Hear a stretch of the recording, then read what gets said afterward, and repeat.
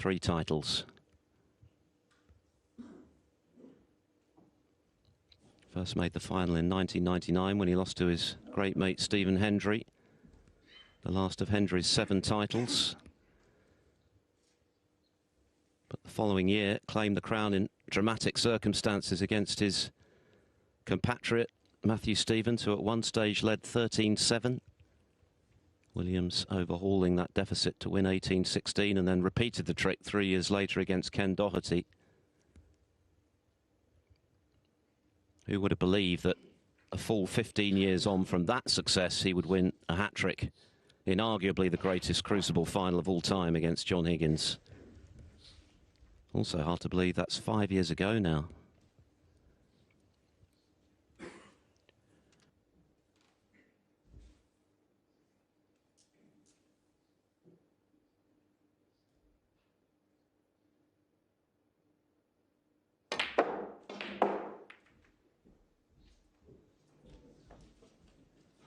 Well, did his best to go into the reds there and land on something, but he was just a little straight on the blue. The problem was the previous green that he knocked in, he just overran position for the red and had to stun up for the blue rather than hold easily for the black. And so this break of 30 will now come to an end. But it's a decent start from Mark. He got in with an excellent long red. And that's a good safety as well.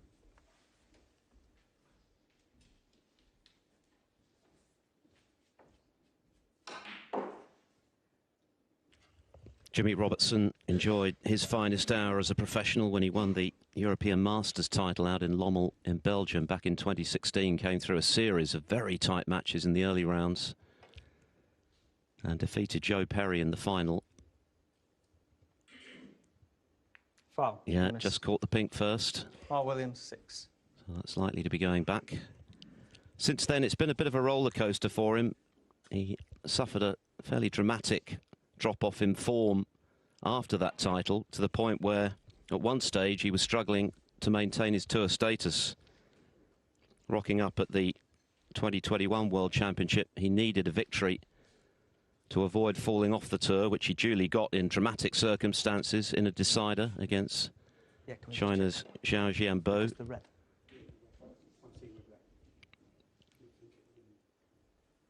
This red here we're looking at. Just checking. Quarter of a boat this way and a touch towards the pink. Yeah, just a slight tweak required. Towards the pink. But no. No, straight towards the pink.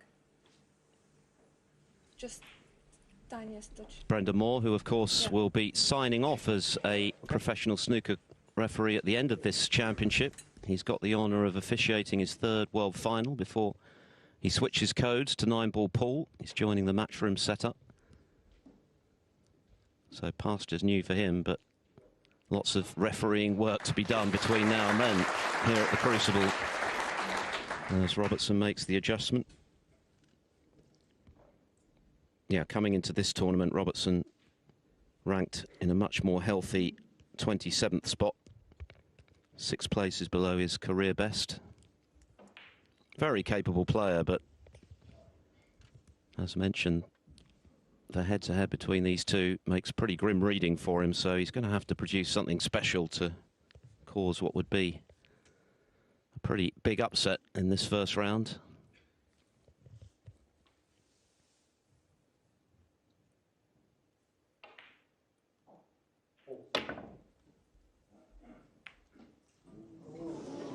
Foul. Oh, that was very unfortunate. Mark played a very good safety there.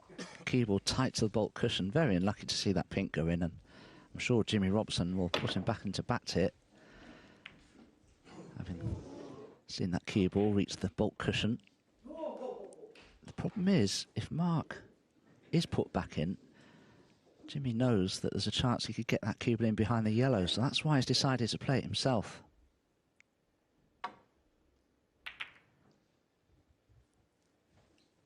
I think he's made the right decision. He's played that very well.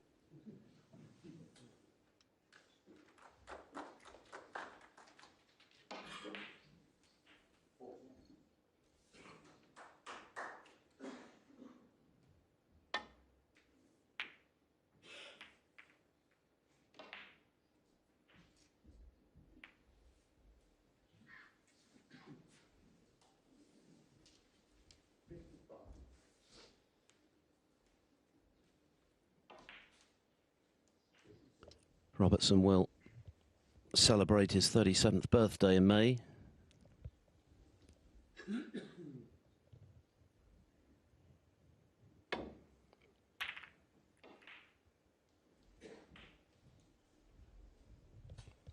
For Williams, as Dom alluded to, closing in on the big 5-0. He's in his 49th year now. Ronnie O'Sullivan suggested ahead of this championship that he could still be playing at the top into his mid-50s, which must be slightly concerning for the rest of the field.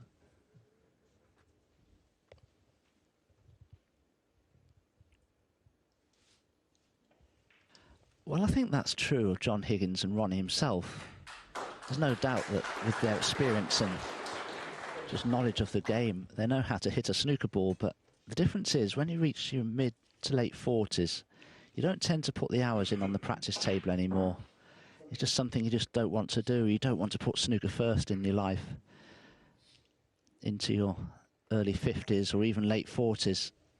And I know Mark, I've had chats with Mark about this. He's one of these sort of 2.5 hours a day men these days. Obviously building up for the UK in the World Championships, snooker's biggest events. He would practice a little more for those, I'm certain, but ordinarily he certainly wouldn't put the hours in on the practice table that he has done for decades.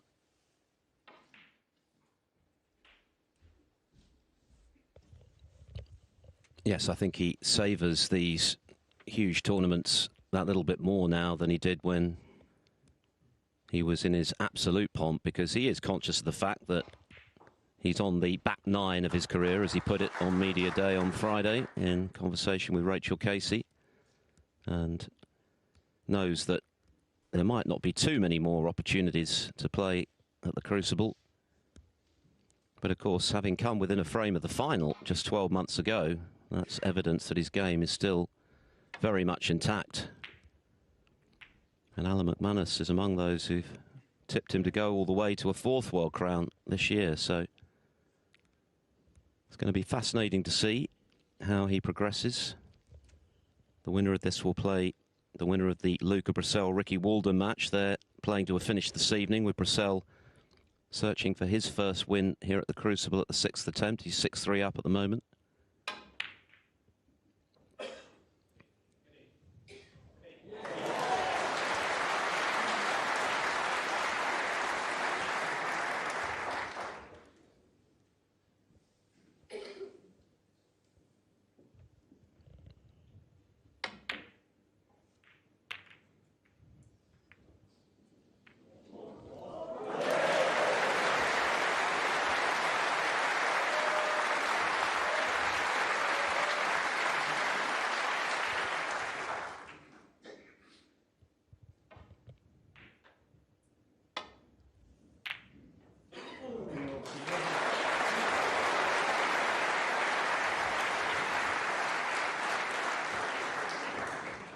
That's a very, very good safety shot.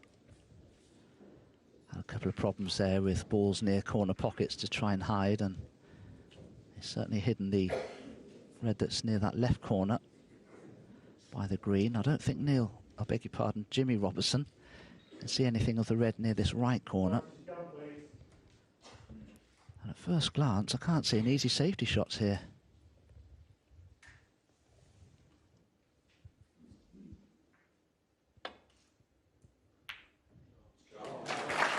Oh, brilliant. He found a shot to nothing. 1. And that's the first pot of this year's World Championships campaign at the Crucible for Jimmy Robertson. And an excellent pot it was. Here, courtesy of victories over Ben Mertens of Belgium and Anthony Hamilton in the qualifiers. The Hamilton win was emphatic, 10-2. Beat Mertens 10-6 prior to that. Made his Crucible debut in 2011. Not one that he would want to look back on for any length of time. He lost 10-1 to Mark Selby, and as we know, many a player have been caught in the headlights here on their debut, although the debutantes this year, it has to be said, have all played impressively. Wu Yize, who's up against Neil Robertson this afternoon, Pang Jung-ju, And Jack Jones last night, South Welshman, emerging with a slender 5-4 lead over Ali Carter. Returned in 2015, lost to Marco Fu, and then again in 2017, 10-8 to Mark Allen. That was a tight one. And lost to the man he's facing again today, Mark Williams, in the first round here 5 years ago. Williams, of course, going on to lift the title that year. But it was a terrific red to get himself on the board. 10. Absolutely imperative, you would think, for Robertson, given the one-sided nature of their previous meetings, that he starts well, builds confidence, gets 11. an early foothold in this first session.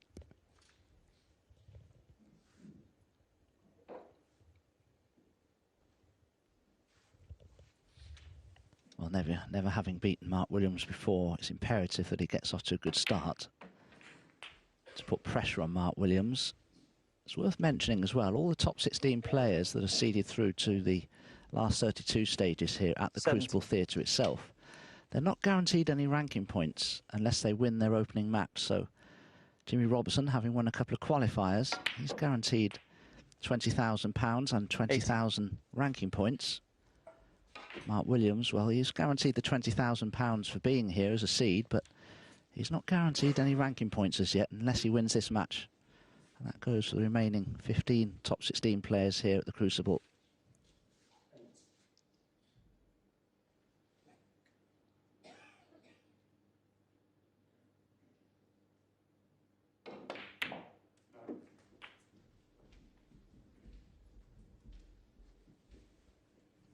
Controlled the cue ball pretty well there. Still nicely on a red to the left centre. 24. I'm just wondering when Jimmy will decide to pop the black and get that back onto its spot, because it would certainly pot into the right corner. 25. The reds that are causing Jimmy a little bit of a problem are the two reds nearest this top cushion, because they're rather in his way positionally.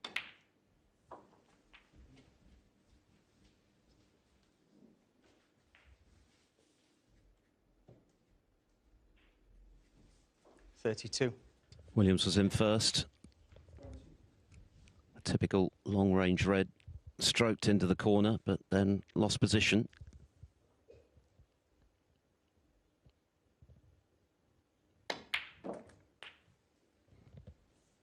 $33.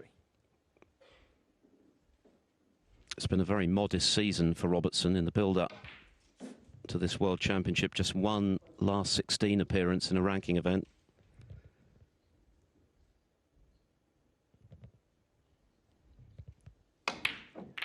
Oh, and he's missed the pink. Jimmy Robertson, 33. So the break ends at 33, just a 3-point lead.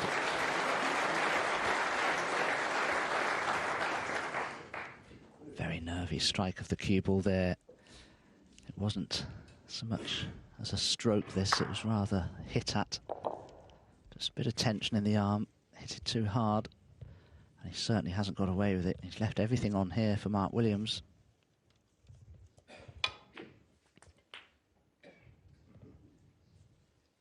One.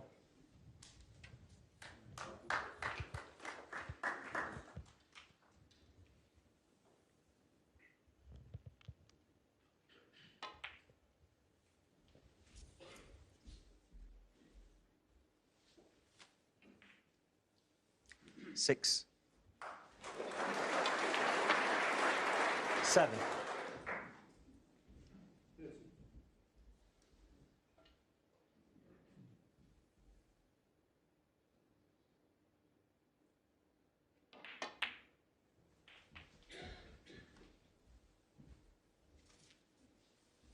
The red nearest the right side cushion 12. isn't too badly positioned, but it's not straightforward to get onto unless Mark just drops nicely on the black here. 30. And he's a touch low. Would like to have dropped in behind the red for the left corner or left centre, but he can't do that now. Just a delicate stun up to play the red in the same pocket as the black. So this is the key ball for Mark Williams. He's 17 points ahead. He won't need the awkward brown. 20. Yep.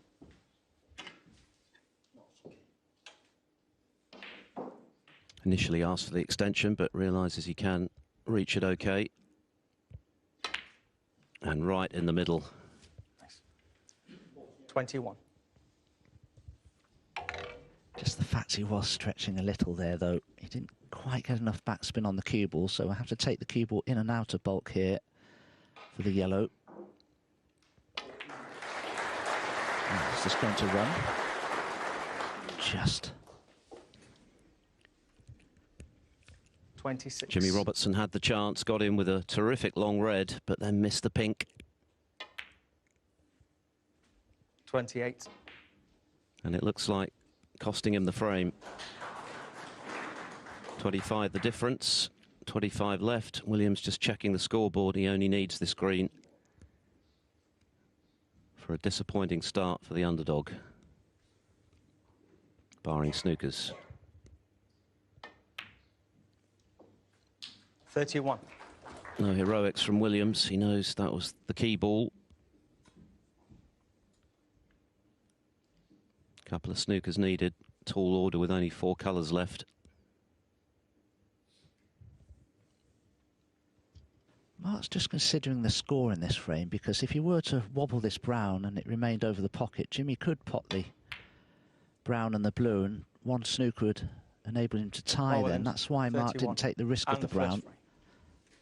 In the event, Jimmy Robertson remains in his chair, so a good start for Mark Williams. Robertson had the chance, missed the pink, and Williams leads by 1 frame to 0. You'd have heard plenty of applause while our first frame was underway here on table 1. Over on table 2, Neil Robertson has made a typical sort of Neil Robertson start to a session. Yet another century. He is an absolute machine when it comes to the big breaks. Another player who's had a modest season. Hasn't reached the final of a ranking event, but he did say ahead of this championship that he's had the best ever preparation, because he's been putting in a lot of work on the practice table. He's effectively had a month to do that, given that he missed those Players Series events. And he certainly cued well against Wu Yize, who of course has played his part as well with those back-to-back centuries. But Robertson made a 138 early in the session. Plenty of other meaty breaks and an even century in the 10th. And he's on the cusp of going 8-3 in front. So it's looking for all the world as though Robertson is going to be going through to round 2, where he would play either Ali Carter or Jack Jones, who played to a finish this evening. Robertson undoubtedly one of the modern greats. It's one of the curiosities of the game that he hasn't done more at this World Championship since he won it back in 2010. Just the one semi-final appearance since then. Mark Williams to break. Coverage continues on Discovery Plus and Eurosport 1. Here's Mark Williams breaking off in frame 2.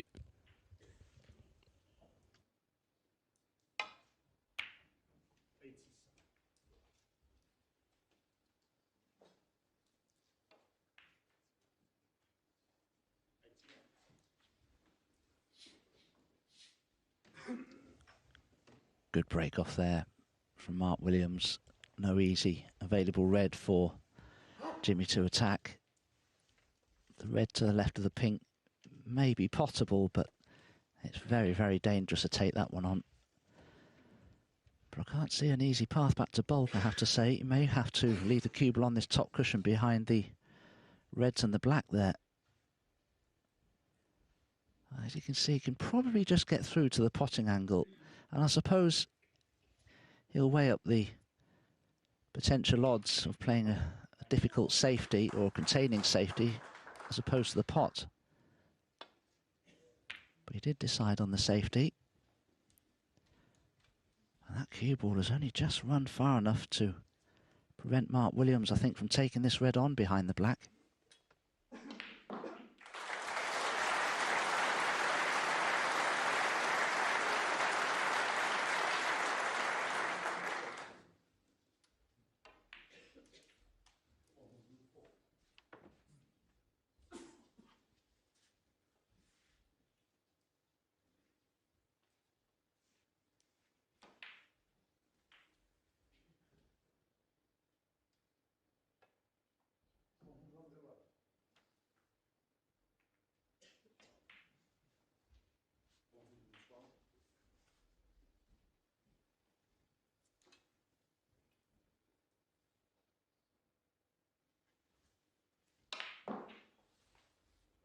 Touching ball, Jimmy.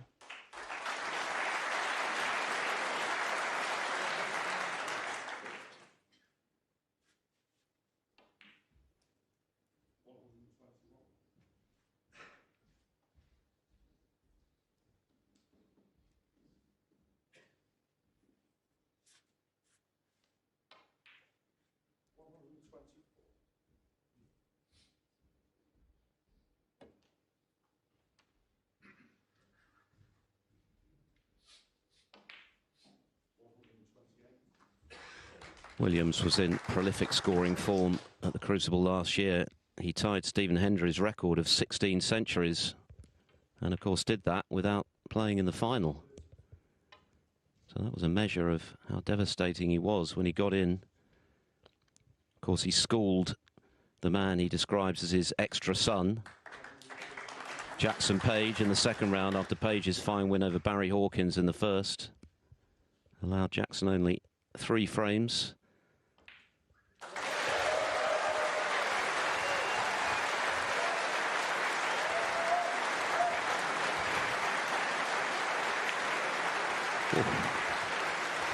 Missed that one by a wide margin. That's not going to do the confidence much good for Robertson, although he's had something of a result with the cue ball, hampered by the green.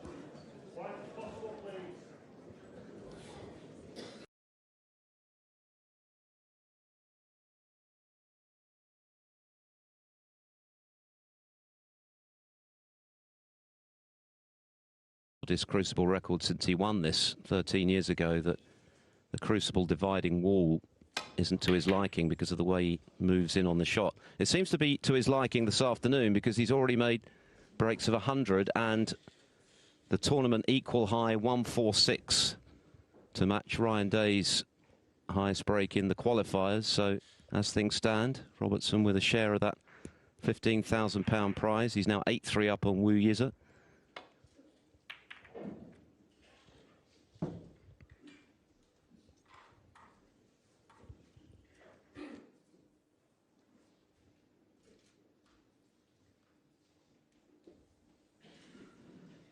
Well, you can see a perspective view there of this fantastic Crucible auditorium, but you can also see how cramped it is for the players. There's not a lot of room around the table, particularly, as Neil has said in interviews, because of the dividing wall. A lot of players do like to walk into the shot from a good 2 or 3 yards away, and you don't have that room in all areas of the table to do that.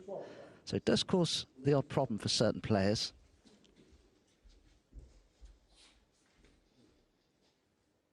The other thing is that the TV, I think, makes the Crucible appear much bigger than it actually is, particularly when you've got the dividing wall in and we have the 2 tables in use. It is tremendously cramped. When you're actually there in person, you realise just how tight it is. I don't think the TV cameras actually do justice to that.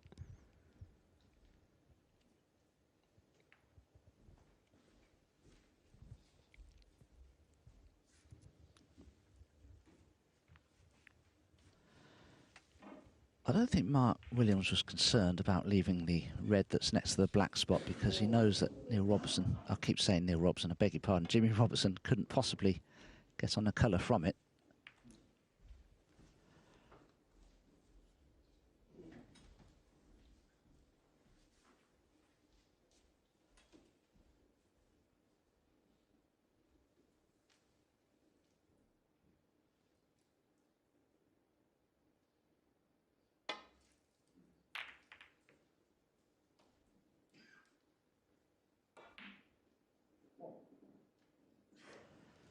Just a little thick, but it's always handy when the cue ball finds its way in front of a bulk colour.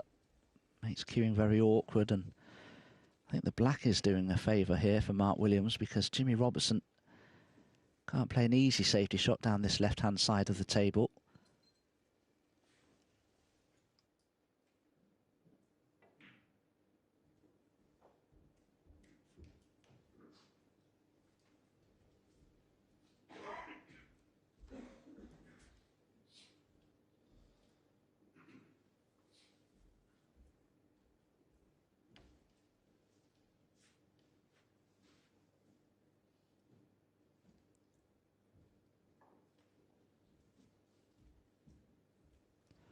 Amazing, isn't it? Mark has played a poor safety there, really. Cue ball hasn't found bulk. But yeah, Jimmy Robertson is in a lot of trouble here.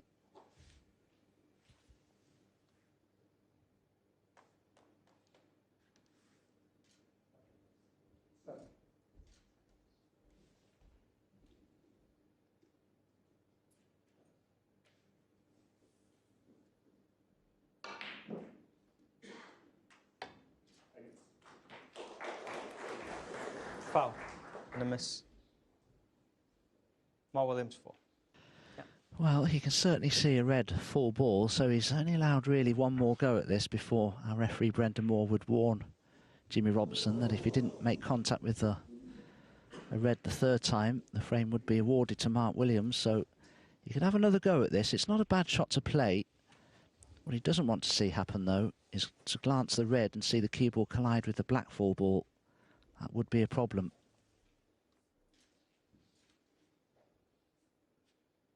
Yeah, Mark. Thank you.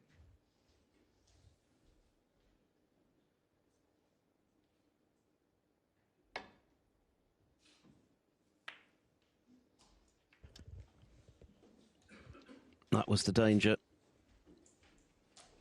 Leaving the cue ball at the sharp end of the table, leaving Williams with a red. Assuming he can get through to this red, it must be quite tight with the way Williams is looking at it.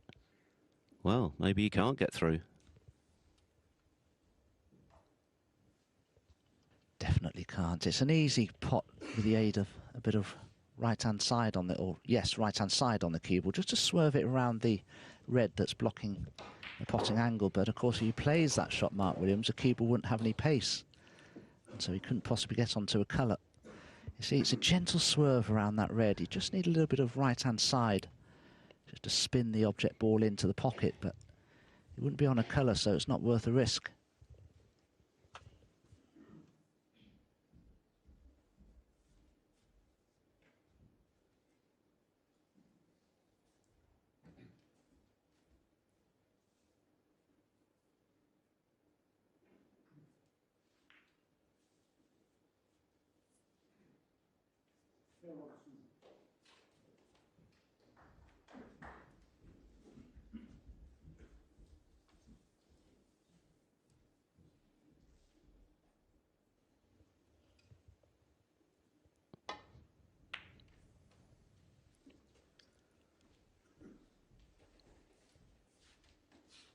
Something of a let-off then for Jimmy Robertson, having made the error. Could easily have left Williams with a chance there.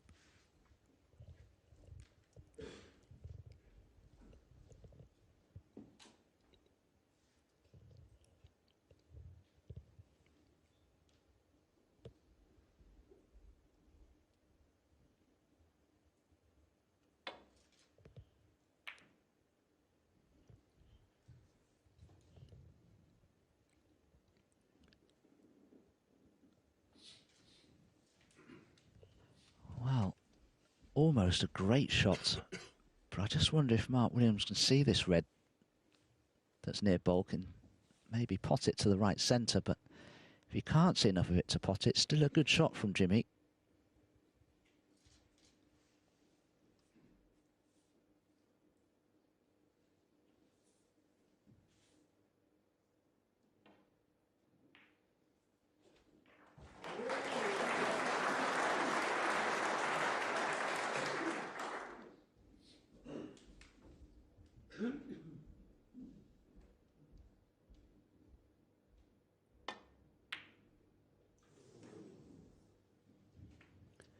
Very close, just shaved the near jaw, and that's enough with these centre pockets for the object ball to remain above ground.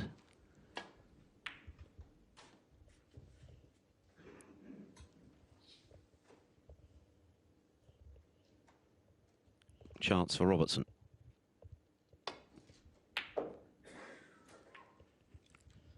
One. Needed to pot the red a little thicker so that the cue ball would have avoided that cannon. He was playing for the pink there into the left corner. So it's end of break unless he takes on a very risky yellow.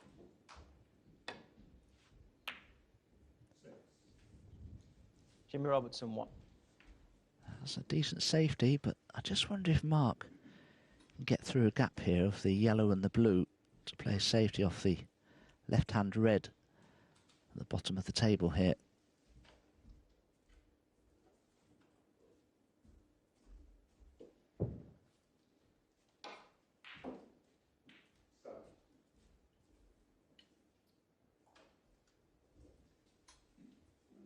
You can see there is a gap through, and that's ideal, because had that gap not been there, Mark Williams was in trouble.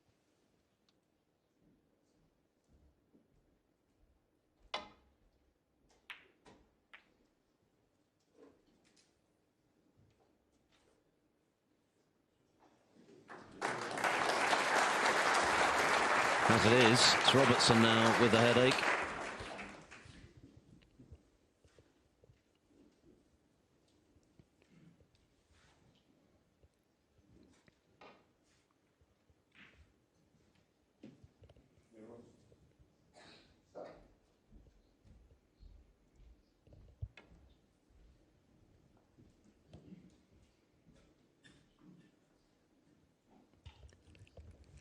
Foul and miss.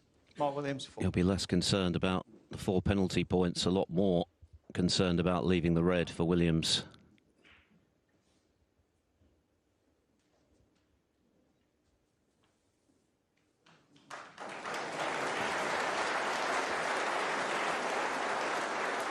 Yes, a big misjudgment there by Jimmy Robertson to leave this red on for Mark Williams. It's a very clever break builder, Mark. He'll try and bring that blue and black into play as soon as he can, I feel. That will certainly help his cause.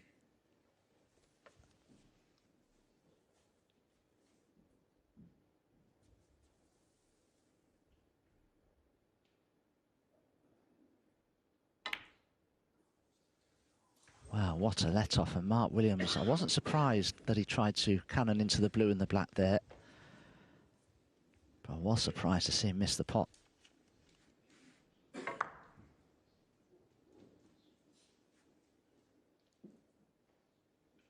Quite a low-key start to this opening session. Williams taking the first after Jimmy Robertson had the chance with his counter and missed the pink. This one barely underway. So important that Robertson makes an impression early in this session.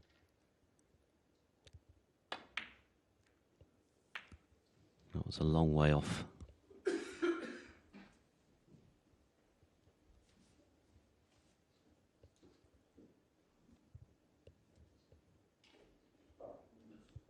But as you can see, not much doing there for Williams.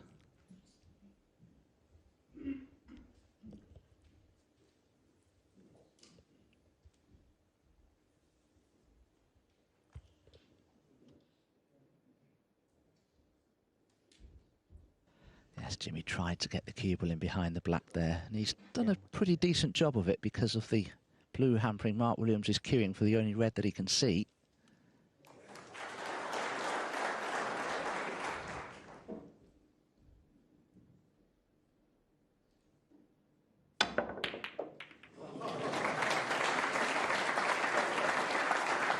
Well, that's not really a fluke. I think Mark thought there was every chance of that red going in. He did very well to get the cue ball back in bulk from where he was. And a little unlucky, I suppose you could say, not to be on the colour, but it certainly put Jimmy Robertson in trouble. Have a look at this. Queuing over the blue. Oh, well, that's why he got back into bulk. The cue ball deflected off another red. So he was lucky in the end, Mark Williams.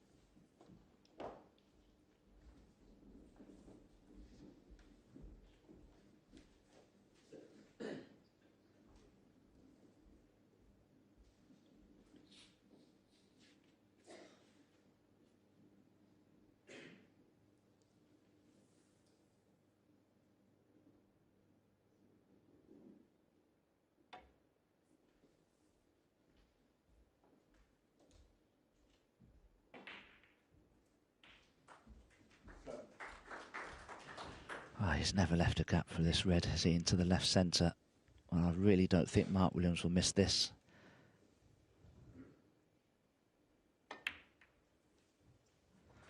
One. Incredible how easy it is to find these little gaps. Williams had a chance earlier in the frame, Mr. Red to the opposite centre, which was something of a surprise, but now he's back in.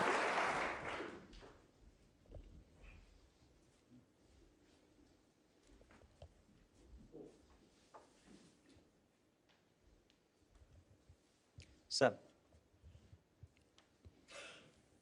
Closing in on 600 career centuries now, Williams. He's at 587. 8. He's made 75 here at the Crucible. Of course, Ronnie O'Sullivan, his fellow class of 92 great, is on the cusp of 200 here.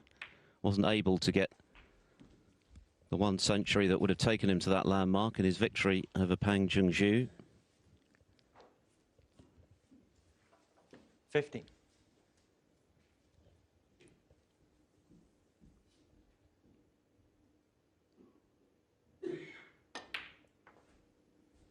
$60.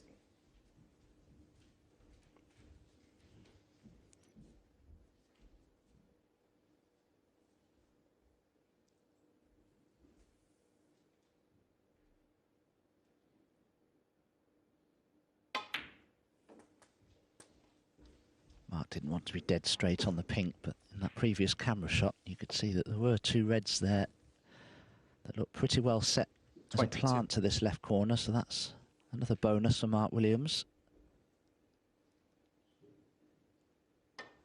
$23. I think he felt he suffered a bit of a fast bounce off that left-hand side cushion there, but he's still okay.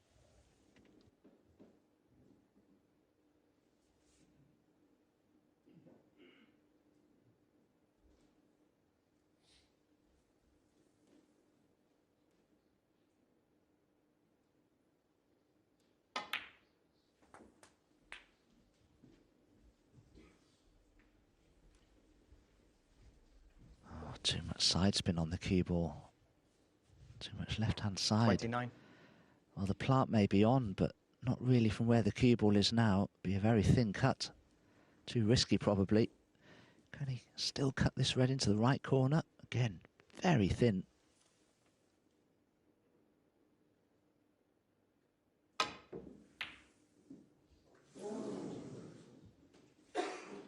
Mark Williams, 29. Not as many as you might have expected Williams to make at that visit.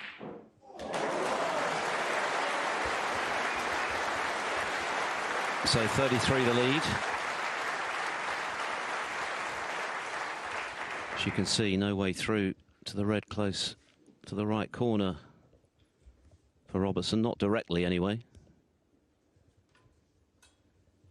There's a chance he could plant a red onto it. He's having a look. You can see the 2 reds at the bottom of that group of 5.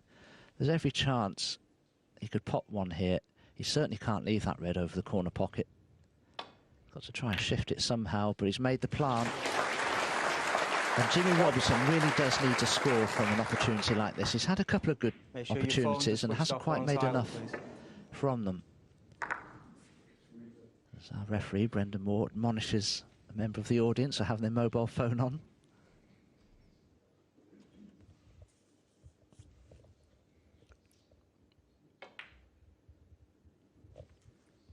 Yes, for a while, post the COVID era, it was almost reassuring to hear the odd mobile phone ring again, because it was evidence that life was getting back to something approaching normality, but the novelty soon wears off.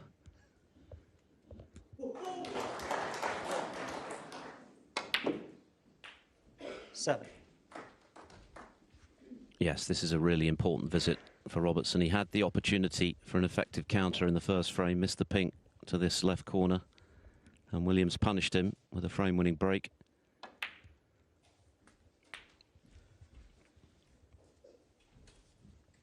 Even that's not a good shot from Jimmy Robertson. He wanted to be 14. higher up on the red to run through easily for the black, which he may still be able to do, glancing off the 2 reds above it. But it can easily go wrong, you see, and it has.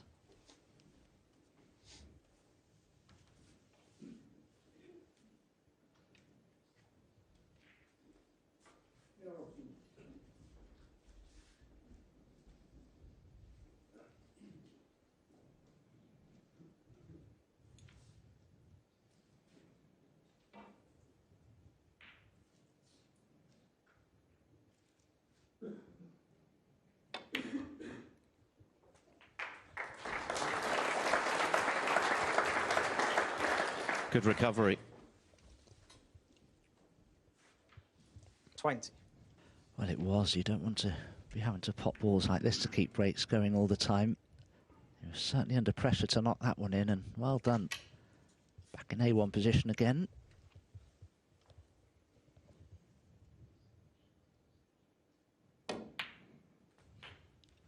21.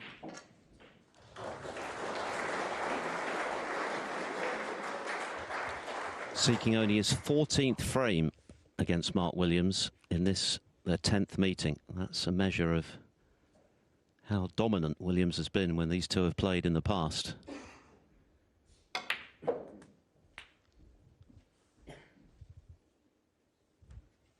But I'm sure Robertson will be delighted just to be back 28. at the Crucible after an indifferent season. Of course, he's guaranteed £20,000 and ranking points. He was 50th on the one-year ranking list before the World Championship qualifiers. Those points have propelled him up 29. to 37th.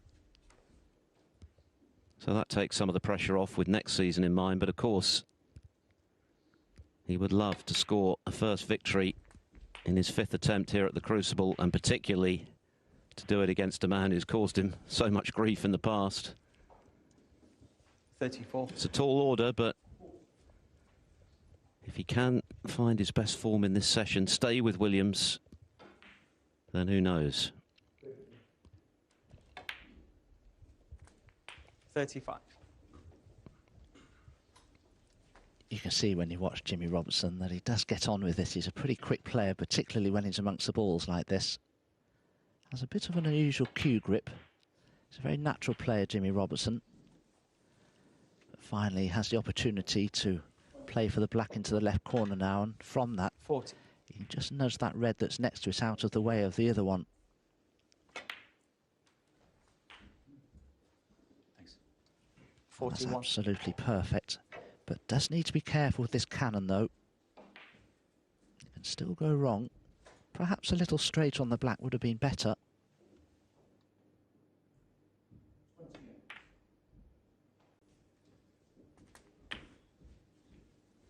Yeah, straight on the black. The cue ball would have been another few inches to the 40. left of this red, and the pot would have been more straightforward. As it is, I don't expect him to miss the pots, but he can't hold for the black from here. I have to go up for blue or pink.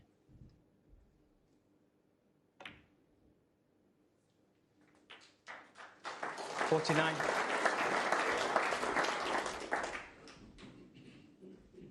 Good news is, though, if you can pop the pink, followed by the red and the black, he wouldn't need to do too much with the cue ball. He wouldn't need the yellow.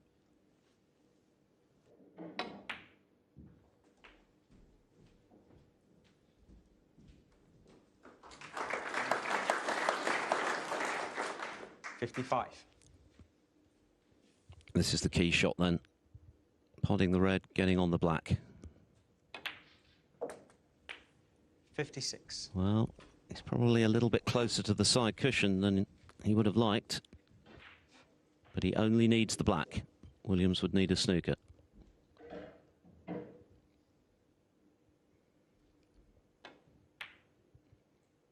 And in it goes. And what an important break this has been for Jimmy Robertson. Still needs to exercise 63. some care. It's only the one snooker. We know how clever Mark Williams is.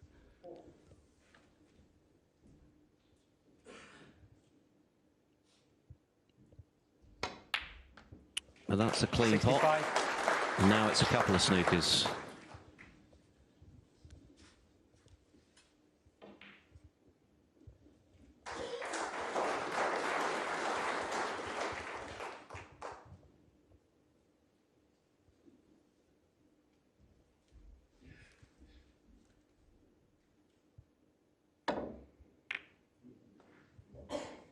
Jimmy Robertson, 65. So, an excellent break of 65 from Jimmy Robertson. Should have won in this frame. 32 the difference, 25 on the table.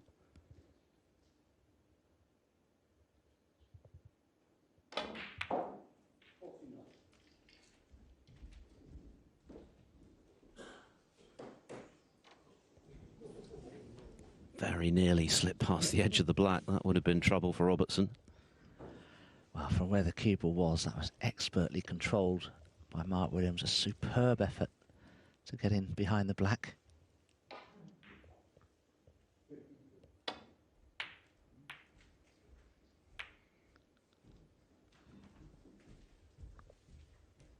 But these colours are lined up beautifully to try and get snookers in behind, so that's why Mark Williams is still very keen on continuing in this frame.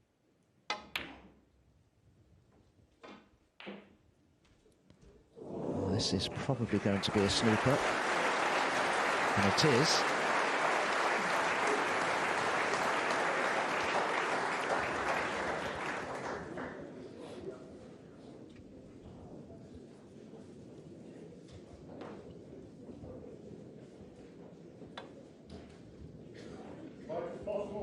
Oh, goodness. Well, Mark Williams 4. you would have expected Robertson to hit the green there off the baulk cushion, but he's just missed the edge of it, so this frame coming back to life. Williams only needs the one snooker now.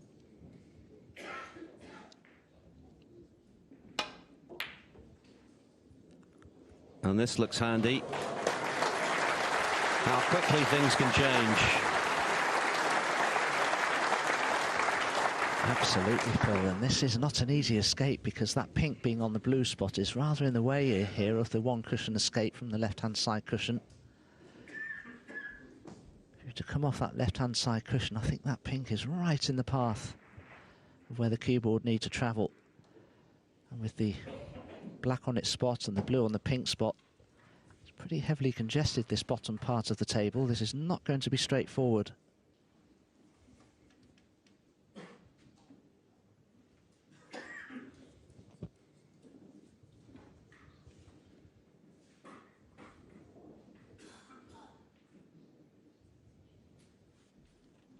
The only good thing is, from Jimmy Robertson's point of view, is with the green just an inch or so off that side cushion. If he doesn't make contact with it, it's unlikely he'll leave a pot on for his opponent.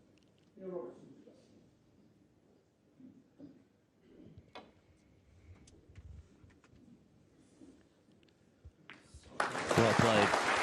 There was real pressure there on Robertson because I'm sure he's thinking to himself, surely, after such a good break in this frame, I'm not going to lose this one as well. But not out of the woods yet, clearly.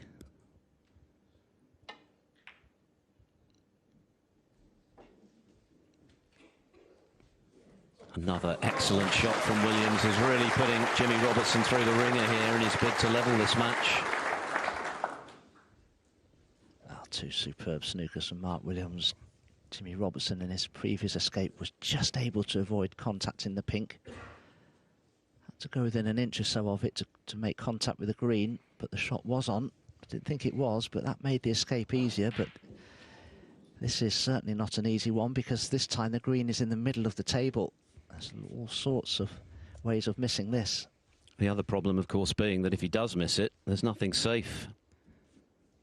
If he leaves a pot for Williams, could be 2-0. That's absolutely right, Phil, and that's the reason that Jimmy is looking at playing two shots in one here. He's trying to find a suitable escape whereby if he doesn't make contact with the green, he won't leave a pot on. And that's an important top tip, I think, for amateur players. If you're in a very difficult snooker, try and find a way of escaping from the snooker so that if you don't make contact with the object ball, you're not going to leave an easy pot on for your opponent.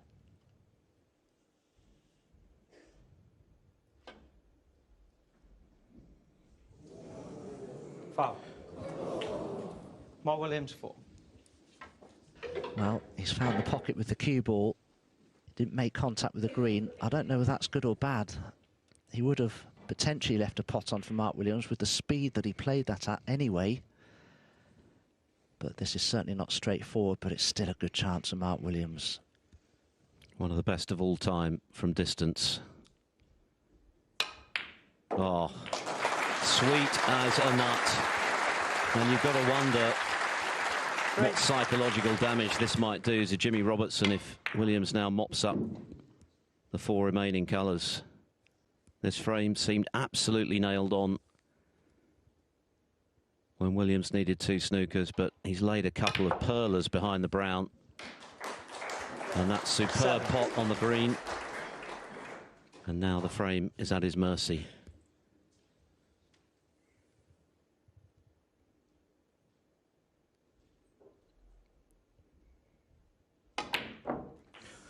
Well, 12.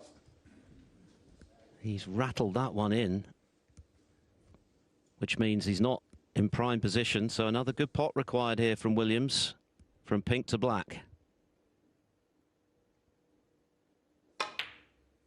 And he's missed the pink, or has he? Well, what drama at the end of this second frame. Extraordinary. That's the thing. When you need a couple of snookers and you get them, it puts you put yourself under pressure to make the clearance, because you know yourself, and you've alluded to it, the pressure you put on your opponent if you can steal a frame like that. And in goes the pink, and how relieved will Jimmy Robertson be? Because it was looking for all the world as though Mark Williams, having executed those 2 brilliant snookers, was going to pinch the frame. But Williams blinked, and it's 1 each. Very unlike Mark Williams to show just a sign of nerves there in clinching the frame, having seemingly done the hard work. But that just goes to show that this Crucible Theatre, even for the greats of the game, can sometimes get to you. And he knew just how significant a blow that would have been very early in this first session for Jimmy Robertson, who's had no joy at all over Williams in the past, Dom, and that would really have hurt. But Robertson has dodged a bullet there. Oh, I'll say he has. Mark didn't play the blue very well, did he? He played it with a lot of force, but somehow at the pace he played it at, and the fact that he hit the blue on the thick side, it still went in. And instead of being on the pink into the right-hand centre pocket, it was nicely on it into the corner. Didn't expect him to miss it, but if that had been an ordinary frame and Mark Williams didn't need any snookers at all and he was just making a winning clearance, I don't think he'd have missed the pink. But as you say, he knew he could deal such a body blow to his opponent by winning a frame like that. It created a lot of pressure on Mark himself, and he just wasn't able to pot those 2 balls to just steal that frame in the end. So I suppose it's Mark Williams who's under the pressure now, because he's had a chance there to take a 2-0 lead and he's let it slip. And it bears repeating that that is only Robertson's 14th frame against Williams in this, their 10th meeting. Williams has won the previous 9, and he's won almost all of them by a wide margin. So that's a significant moment for Robertson. He's given him a foothold in this first session. It would have been very difficult to get over the disappointment of losing that frame, having made the break of 65, leaving Williams requiring a couple of snookers. But he can forget about that now and move on with frame 3. Just to bring you up to date with developments on table 2, Neil Robertson closing in on victory. He's made a very fast start this afternoon, breaks of 100, 146 to equal the best of the World Championship, tying up Ryan Day's qualifying break, and a further run of 53, or 58 I should say, in the frame in progress. Yeah, 9-3 up Robertson, so 6 up with 7 to play. Wu Yiza, who certainly produced evidence of his prodigious talent in the first session, but it's been all Robertson on the resumption, and he's at the table looking to seal the deal and set up a meeting in round 2 with either Ali Carter or Jack Jones. They play to a finish this evening from 7 o'clock local time. So, thank you. The 3rd frame. Jimmy Robertson to break. A thoroughly eventful second frame has eventually gone the way of the qualifier. Jimmy Robertson breaking off in frame 3. It's 1 frame all. Another 7 scheduled for this session.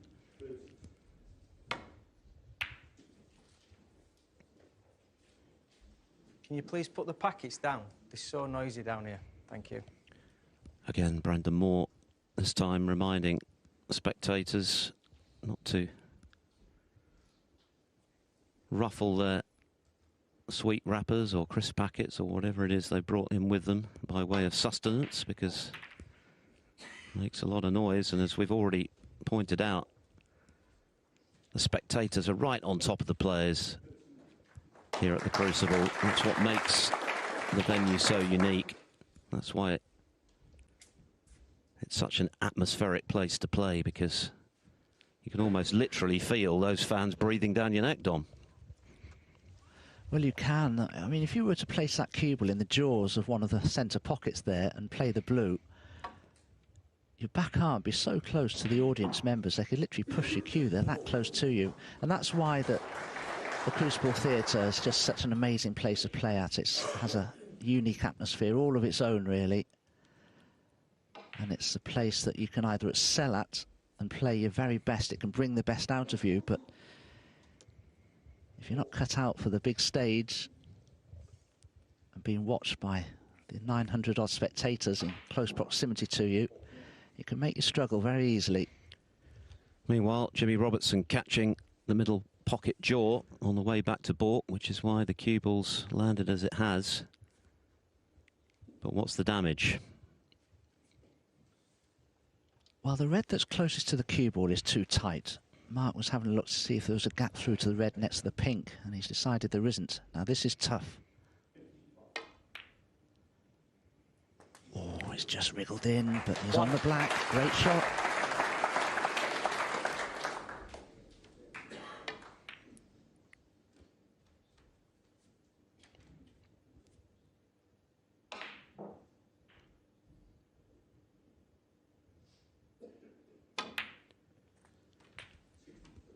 One of Williams' many assets is his supreme temperament.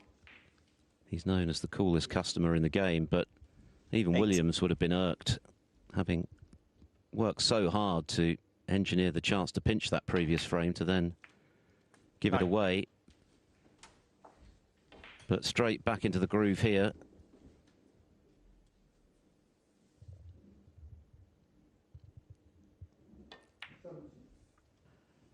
See the close-up there of the brass ferrule on Mark Williams's cue, and it looks all shiny 60. and polished up.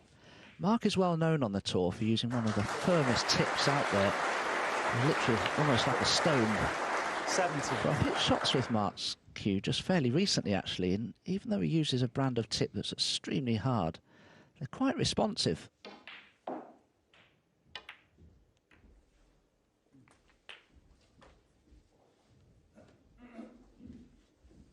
Just wanted to glance off those 24. reds a little more. He wanted this red to the left corner to be almost straight. So hampered cueing. And positionally, this shot will present a few difficulties.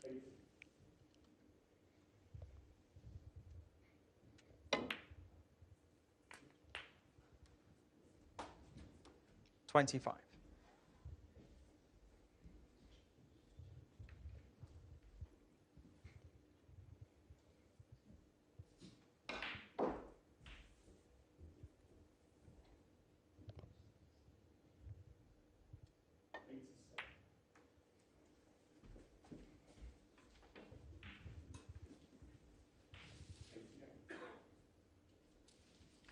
$30.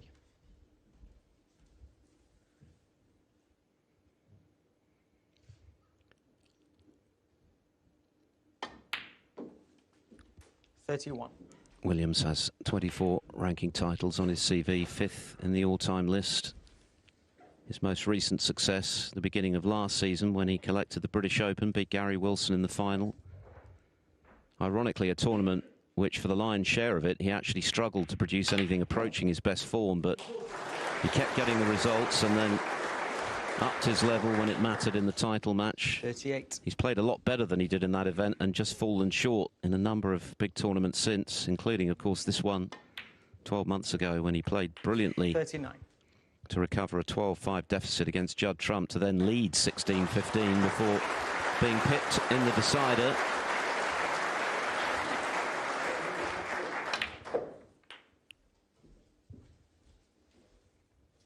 But I think he's quietly confident that he can certainly do 46. some damage again this year. I think he felt that he was playing well enough to win it last year. Certainly his scoring was prolific and record equaling with those 16 centuries he made. 47. And getting right to the cusp of the final.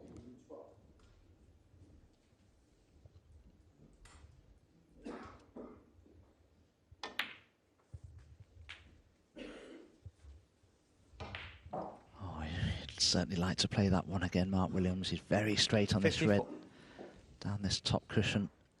So can't play for the black easily here. In fact, couldn't really play for it at all. 55. Well, he doesn't need to take the black on. He can't get nicely on his next red. If he dropped it in dead weight, he would have some sort of a shot at the red to the left of the pink. But it wouldn't be easy. Oh, that's a great pot. Now, he couldn't have played that any better, but you can see this next red is also very missable. 62. Fabulous cueing. Very missable. So getting close, but another good pot required.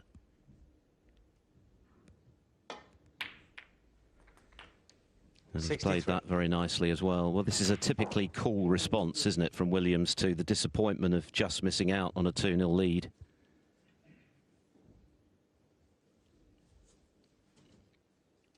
Still 75 left, so he's going to need another red.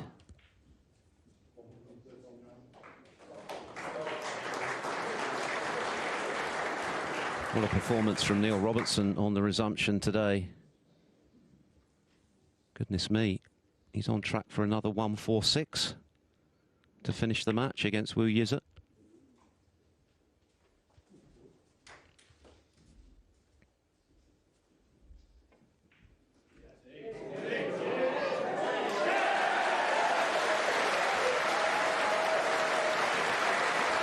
And I think that considerable applause will tell you that Robertson not only has made that break, but he's won the match against the very talented young Chinese, just 19 years of age. We'll see plenty more of Wu, but Robertson looks in magnificent touch. 2 1-4-6 breaks, 4 centuries in the 69. Match. He said that his preparation was as good as it's ever been, and he's already demonstrating that that is the case. On that form, he's going to take some stopping. Robertson, of course, in the bottom half of the draw.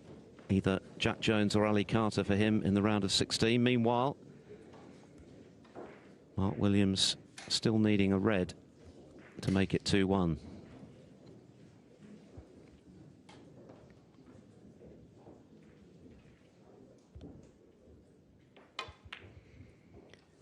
And not quite there. So, Mark Williams, 75 remaining for Jimmy Robertson. Very good break of 69 from Williams, not quite a frame-winning one.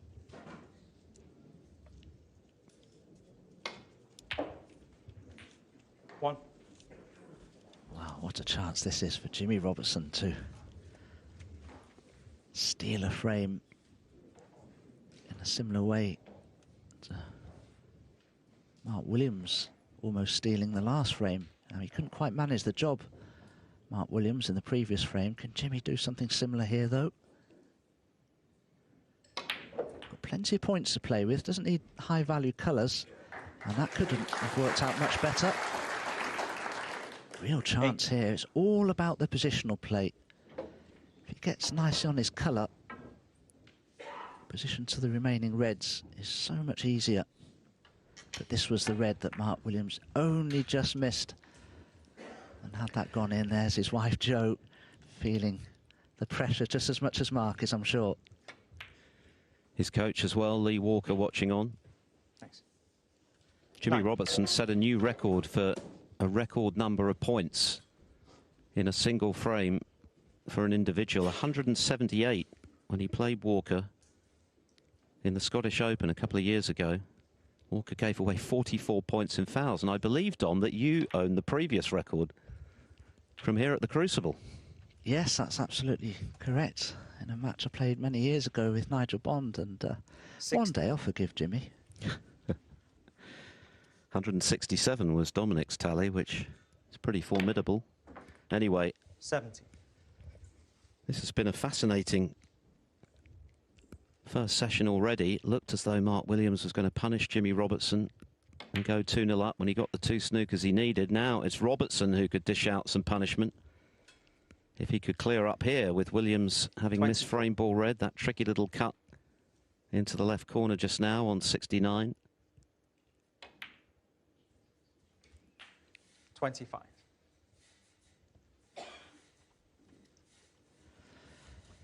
Well, perhaps not ideally on the pink, but if he were to just stun the cue ball pretty much where the pink is, he'd be nicely on the red just to drop it in for the black.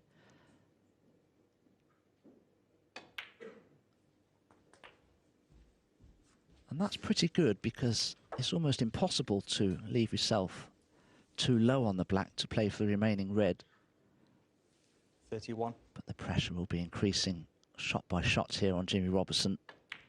This potential winning clearance gets ever closer. Must have gone through a roller coaster of emotions at the back end of the previous frame. 1 minute he thought he had it won, then he must have thought he'd lost it. Only for Williams to miss the pink. So that was a huge reprieve for him. And maybe 39. that's just released the shackles a little, but this is the key shot coming up here. Well, just for a moment, it looked as though he might have overcut that one, but it's dropped. Perhaps on a slightly older cloth it wouldn't have done, but nicely on the black to get to the yellow.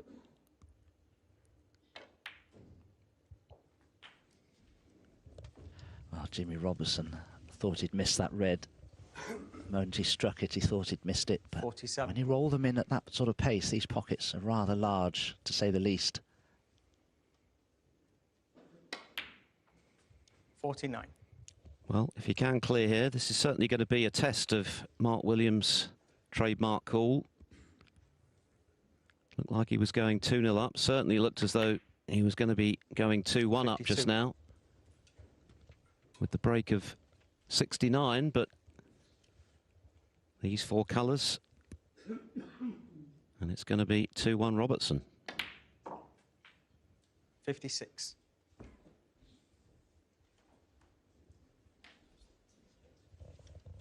So often the stumbling block in these winning clearances is when you play from the brown to the blue, and Jimmy's just about the right side of the blue.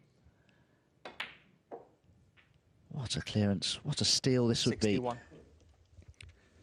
Yeah, this looks straightforward, but under this sort of pressure, not an absolute gimme, but this pink and the black. Nicely done. Stroke right in the centre. 67. What a turnaround in this frame. In it goes. Well played, Jimmy Robertson. Nerves of steel. Tempted to say almost Mark Williams-esque cool on display there from the underdog. A break of 74 after Williams 69 to lead by 2 frames to 1.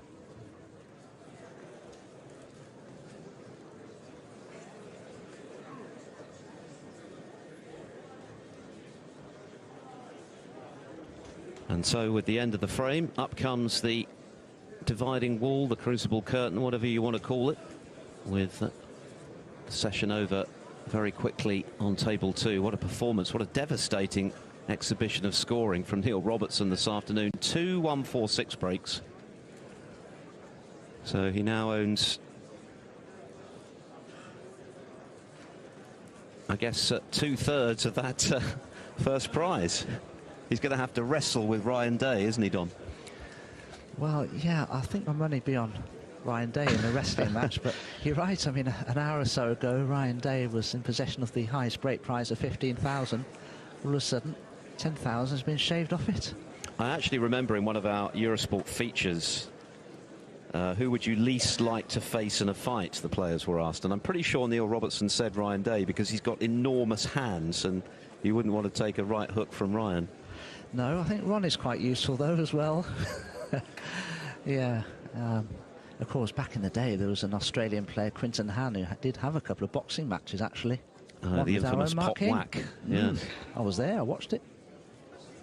Well, it's been quite an eventful start to this first round match, and hasn't quite gone to plan, or indeed to the script for Mark Williams, given how dominant he's been in their previous meetings. But 2-1 down. He might have been 3-0 up. But that was a significant blow for Jimmy Robertson to strike. A break of 74 in response to Williams' 69. Williams missing frame ball, not an easy one, but a really cool break from Robertson, with one more to come before the first interval.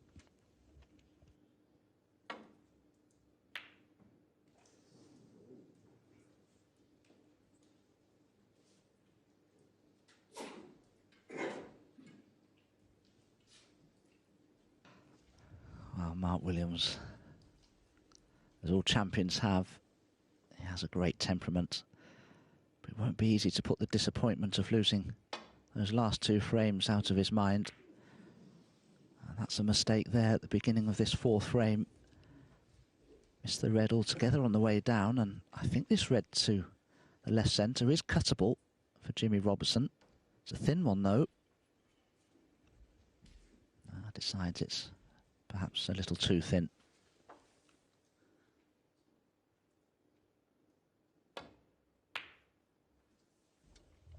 Yes, the whole complexion of the early stages of this first session has changed, hasn't it? With Williams failing to kill off that second frame, having got the snookers he needed, rattling the pink, leaving it for Robertson. Had he won that frame in the manner in which he would have won it, well, it would have taken a big mental effort for Robertson to get over that disappointment, and who knows, Williams could then have run away with this session, as he so often has done against his opponent today in the past, but wasn't quite able to get the job done in that second frame, or indeed the third, which is why he's looking now to share this session before the interval.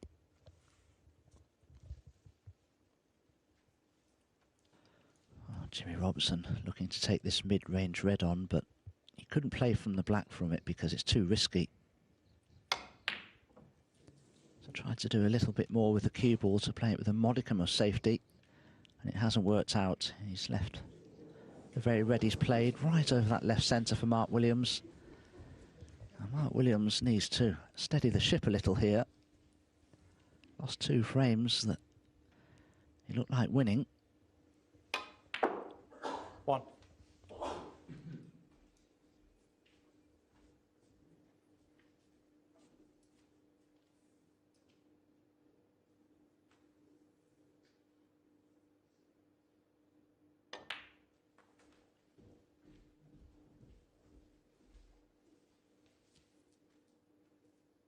Six.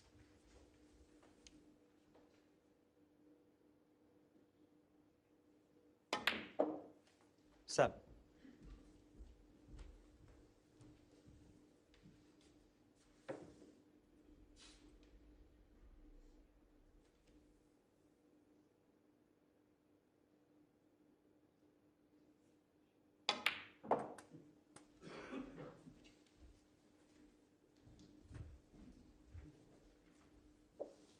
Couple of chastening frames for Mark Williams. 14.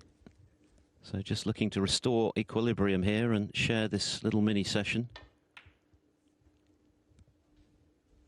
50.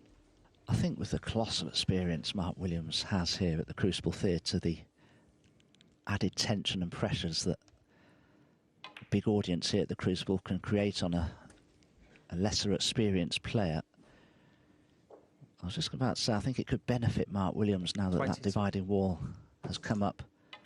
And there are even more spectators able to watch this 22. great match and this great champion. And it could just help Mark Williams a little bit, and could just put a little extra pressure perhaps on Jimmy Robertson. Although Jimmy has played here at the Crucible on 4 other occasions. This is his 5th time here at the Crucible, so 30. he knows what this atmosphere is all about.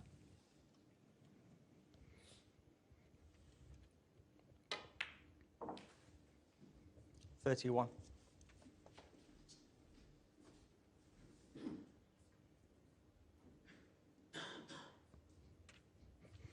Yes, delighted, I'm sure, Robertson, just to be back here, having not played at the Crucible since he lost to Williams in the first round 5 years ago.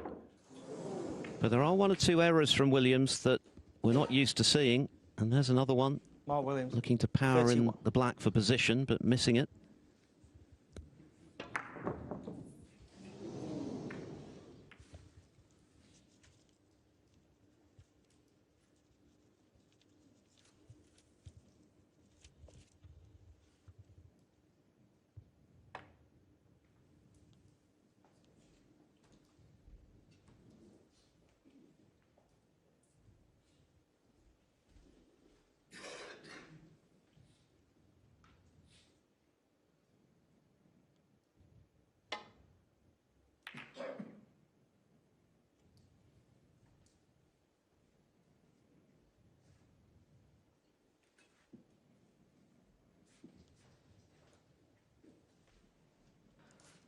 Good safety from Mark Williams, but could have done with that cue ball being just an inch or two to the right of where it is.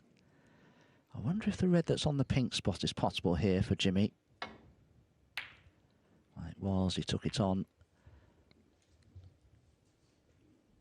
Not a bad cue ball, but Mark Williams will certainly be taking this red on into the left corner, the one that's just to the right of the yellow there. No danger of the cue ball cannoning into anything.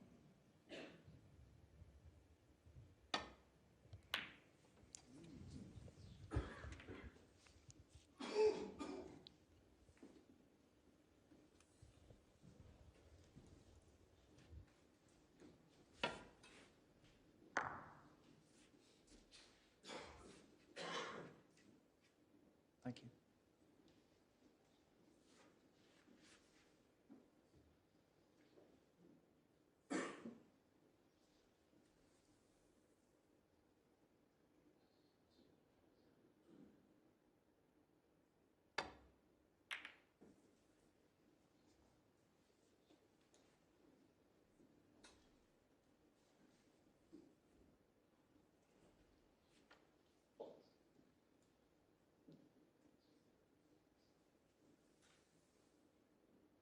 Chance of a red here for Mark Williams. Again, that red that's close to the pink spot is on. Oh, good pot. Could do with a cannon on the black. Well, I think he's too far in bulk to risk the brown, isn't he?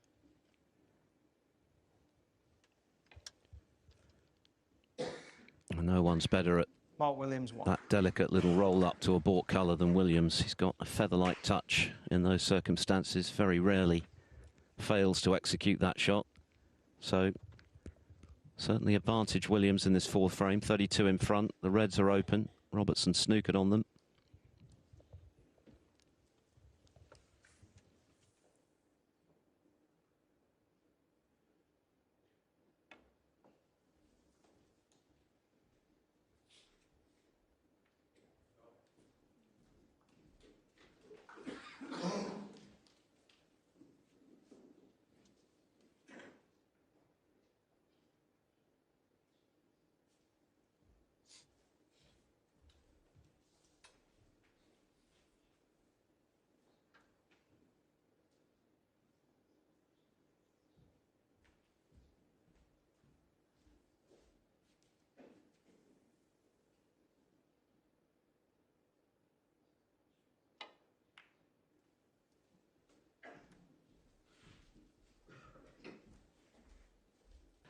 That's a useful safety shot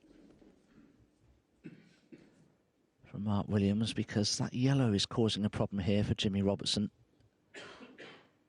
So easy for the cue ball to collide with it on its way back to bulk. And he certainly can't play a safety shot down this right-hand half of the table. There's nothing to clip off.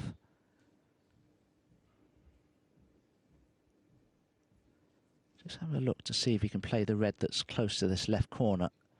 Just drop the cue ball onto this top cushion.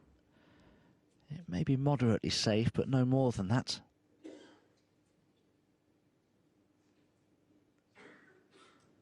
Could try and play a very thin edge off that red to avoid the cannon on the yellow.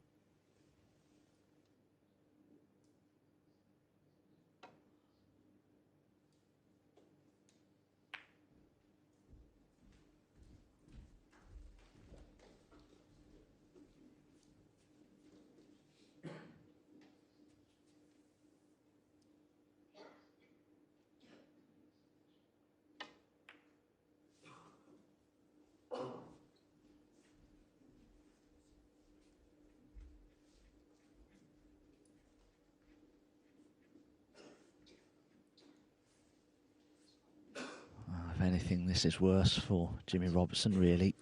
The shot that he previously played, he certainly can't play now. This has to be very thin. Oh, it was. Played this really well. In fact, he's returned the compliment.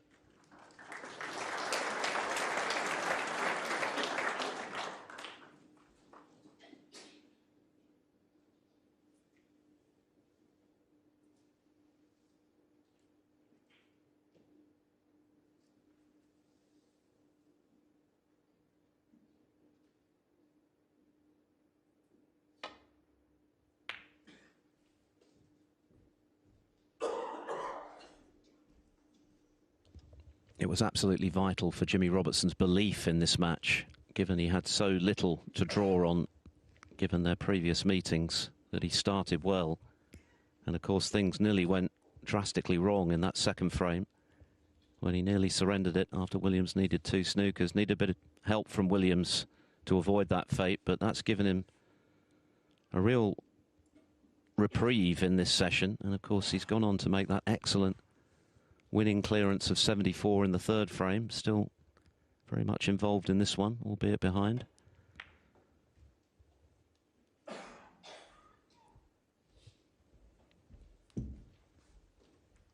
That's not the best shot that Jimmy Robertson could have played. The red that he's played safe from is actually left for a potential pot for Mark Williams. I don't necessarily think he'll go for it. It's too risky, but he shouldn't have given Mark the option.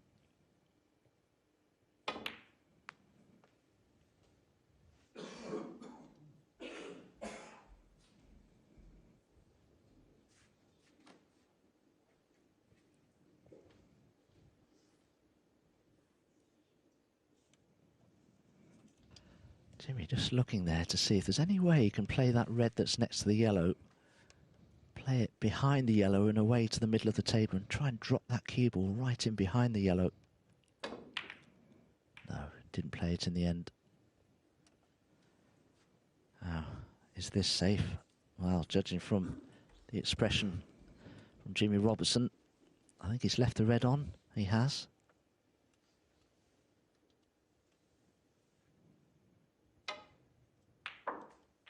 One.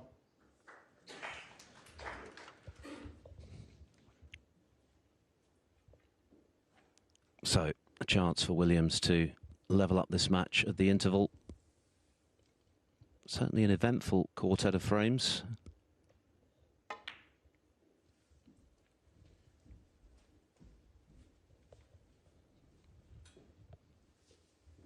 These players, of course, in the top half of the draw. Same section as O'Sullivan and Ding and Verfai. The winner to play, the Brissell or Walden. They play to a finish tonight. Brissell eyeing his first win in 6 attempts here at the Crucible, leading 6-3. Although, of course, previously he was 7-1 up on Marco Fu and lost 10-9. So Walden not out of that by any means, but Brissell played very well in the first session, deserved his advantage. 12. But it's a very tough top half. Sean Murphy, one of the players of the season there. Anthony McGill, who plays Judd Trump. That's one of the toughest draws that Trump could have got, I think, in qualifying, given that his form has been a bit patchy since he won the Masters.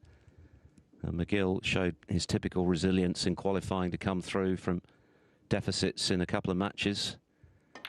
But this is Williams looking to share the spoils. He would have had his sights set on a lead when he was a couple of balls away from making it 2-0. 16.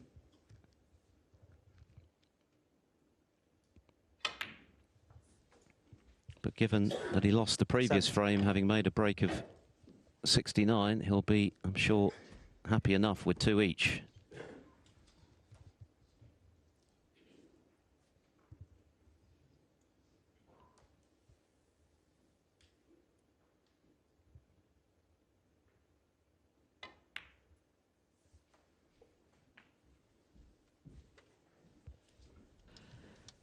Still needs a couple more reds to be absolutely certain of that 2-all interval score. And he'd be wary of what's gone on before. So he'd be keen to not allow his opponent back to the table here in this 4th frame, that's for certain. So the lead, 57. Yellow and 1 more red would be more than enough.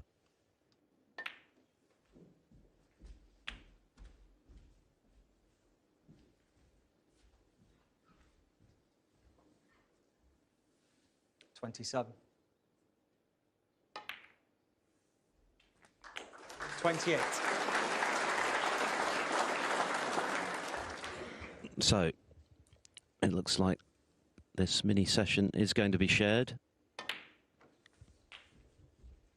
And given Jimmy Robertson's previous performances against Mark Williams, that's got to go down as significant progress. Just 13 frames won in 9 previous meetings. He's already won 2 today. But Williams shaking off the disappointment of losing frames 2 and 3, which he might have won, by dominating the 4th.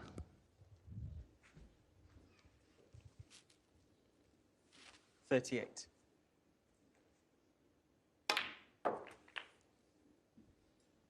$39.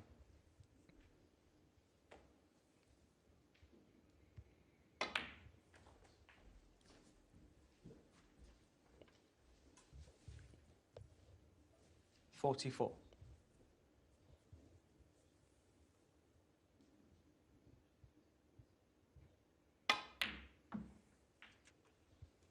$45.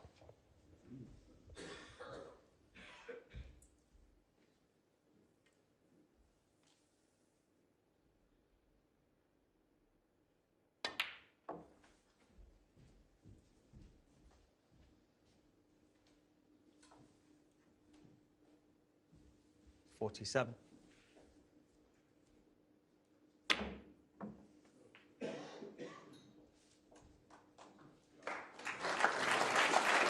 $49.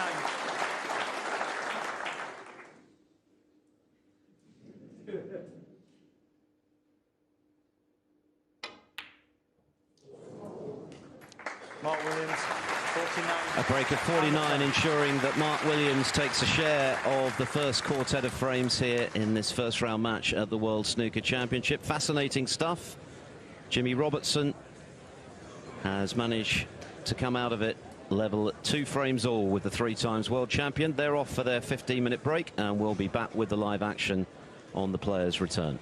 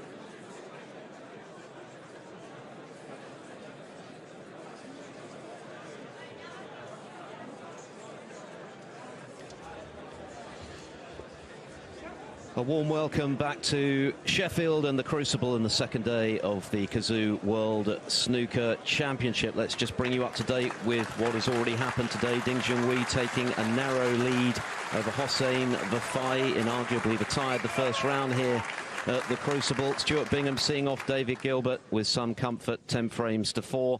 And we saw a dramatic exhibition of scoring from Neil Robertson this afternoon, the 2010 champion, winning 10-4. 10-3, I should say, against Wu Yize of China with a pair of 146 breaks.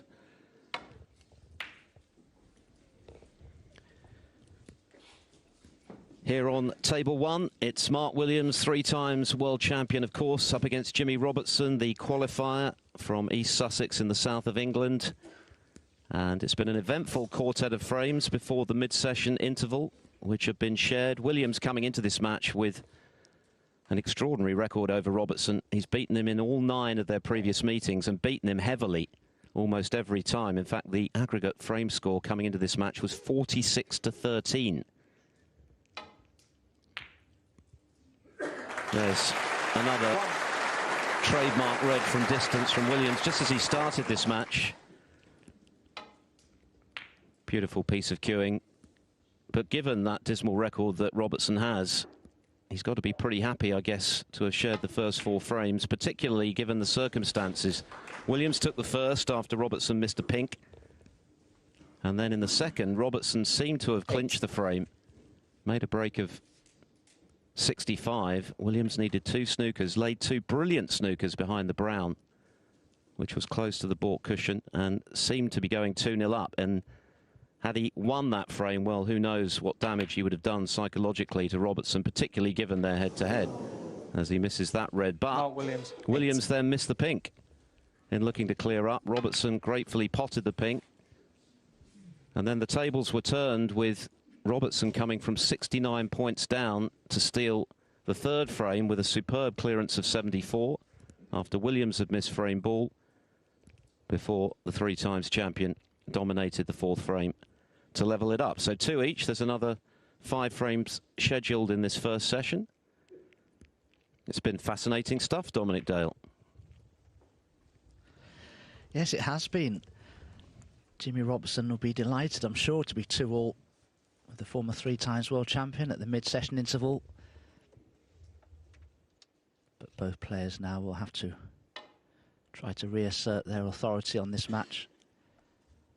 Got to find that focus and concentration again, which is immediately stemmed at the mid-session interval. It's never easy coming back after a mid-session interval to find your A game again. Robertson here, courtesy of qualifying victories just up the road at the English Institute of Sport over Ben Mertens of Belgium, 10-6, and then an emphatic 10-2 win over 4 times quarter-finalist at the Crucible, Anthony Hamilton. And of course, he's guaranteed £20,000 and points as a result of that, after what's been a disappointing season, really. Just 1 round of 16 in a ranking event. He is a former ranking tournament winner, of course. He won the European Masters back in 2018, beat Joe Perry and Lommel in Belgium. Since then, his form has been up and down, really. Struggled during the lockdown season. Had a number of early exits to the point where his tour place was in jeopardy. Needed to win in qualifying back in 2021 to secure his tour place.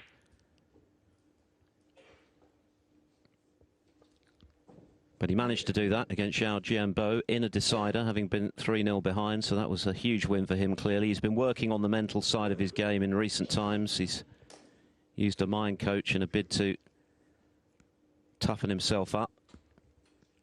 But what a huge task he faces, not just in playing one of the Crucible greats in Williams, but given the very lopsided record coming into this match.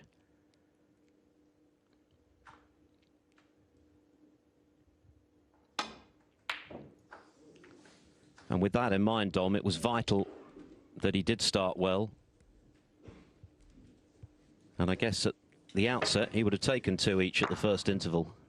Oh, definitely so. It's never easy playing here at the Crucible Theatre in Sheffield, even though Jimmy Robertson is making his 5th appearance here.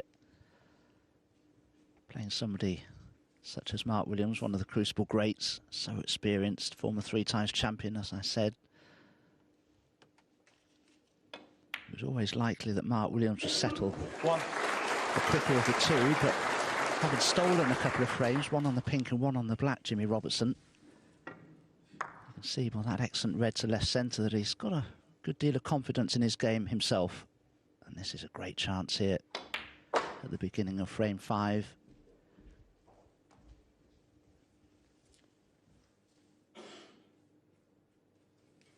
Six. Black looks to be available into the left corner. Jimmy Robertson would like to remove that red away from that black as soon as possible, just to free the black up into both pockets. But ordinarily, this is the sort of chance that a player expects to take full advantage of.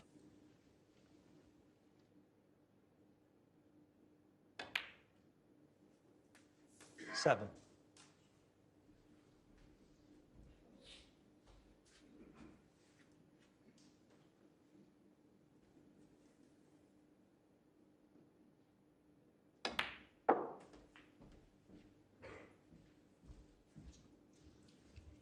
Robertson making his 5th Crucible appearance, made his debut back in 2011. That was one to forget. He was hammered by Mark Selby, winning just the 1 frame.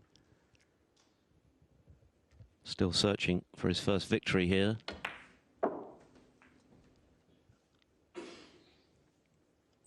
That just went wrong as well. He wanted to cannon the pink just a little further than he did, because it's blocking his intended next red to the right corner.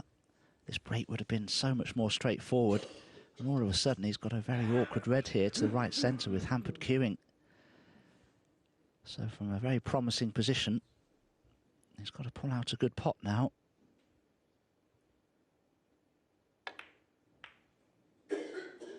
Oh, well done. But I don't think the pink will go. Now, has that red blocked the path of the blue, I wonder? It must be very tight.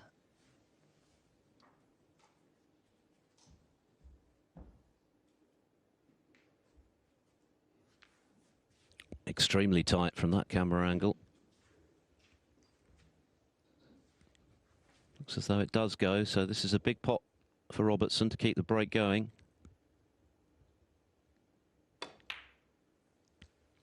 Yeah, well played. There was pressure on that, clearly, because he knew had he missed it, he was leaving Williams in. 18.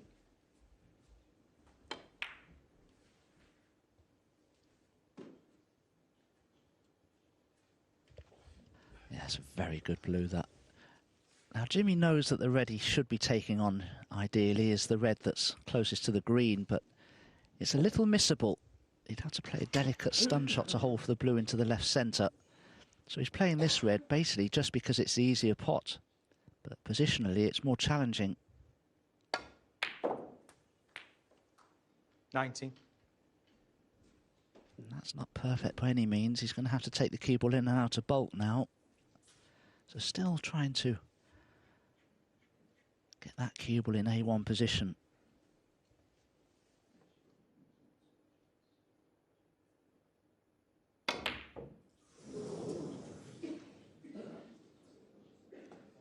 Jimmy Robertson, 19.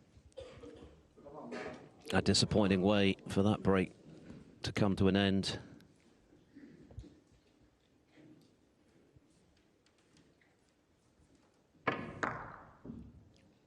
So often happens, Phil, doesn't it, when a player loses position, just gradually they fall further and further away from ideal position until eventually they break down altogether. Yes, it looked as though he'd got past that danger with the excellent pot to the green pocket, but this time the blue eludes him. So what's the damage going to be? Williams back in. Williams, who had a terrific run last year, of course, and was on the cusp of making the final after that brilliant comeback in the semis against Judd Trump. Was 12-5 down at one stage, was 1 up with 2 to play before being pipped to the post. It was interesting to hear his comments on the media day on Friday I think it still irks him a bit that he lost that match, because he feels as though he was winning well enough to maybe go on and win a 4th world title. He arguably played the better snooker in the end than Trump in that semi, but of course it's all about who gets to 17, and Trump just about did that. But clearly his game is in good shape. He's made 3 quarterfinals this season. Of course, he just missed out to Trump once again in the final of the Masters. 16. But always a threat here at the Crucible. Making his 17. 25th appearance and looking for his 46th win here.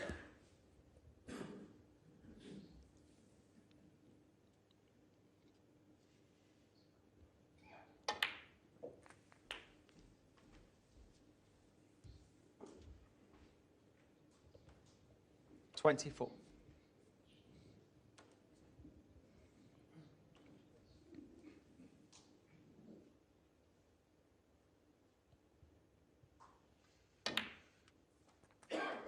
$25.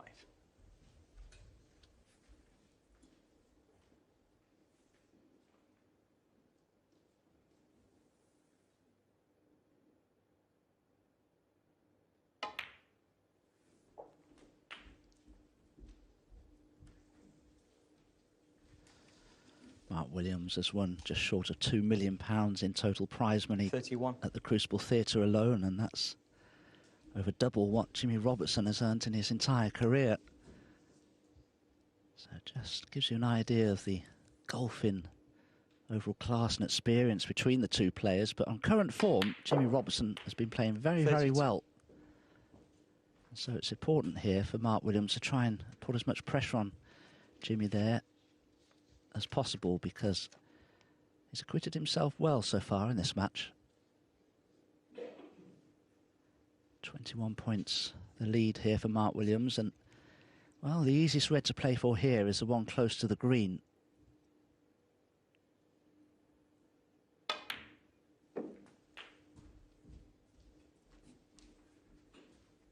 His scoring was prolific at the Crucible last year. Of course, he matched Stephen Hendry's record tally of 16 centuries without playing the title match.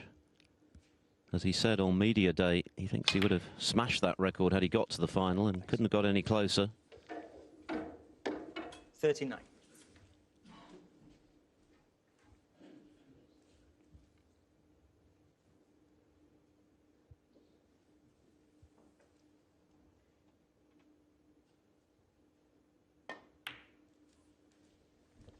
That was the last place Mark Williams wanted to finish, on the pink, dead straight. So, well, if this red is tight to the top cushion, rolling it in 45.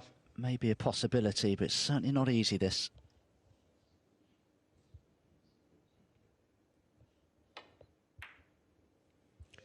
Terrific shot. He knew 46. the minute he hit it that it was in, hugging the cushion.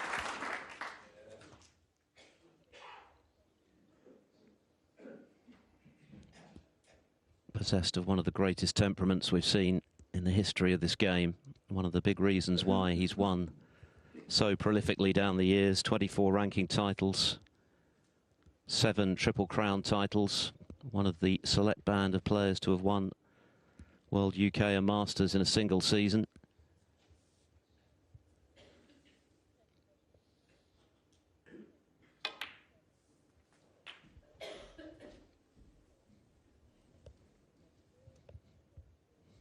$53. 42 the lead, 51 on, so still a bit of work to do to win this frame.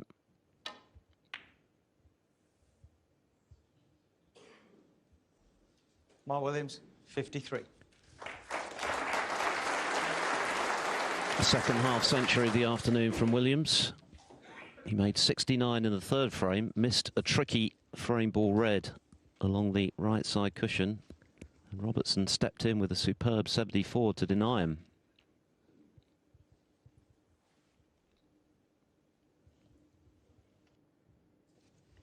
He's in much better shape here, though, Mark Williams, to go on and take this fifth frame with that blue tight on the side cushion. That was a great glimpse, wasn't it, of this fantastic auditorium here at the Crucible Theatre in Sheffield. Audience completely enthralled by this fantastic match that they're seeing here. 2 frames all. Most of these frames have been very keenly contested. Just look at that. For all you keen amateur players out there, how would you like to play in front of that lot?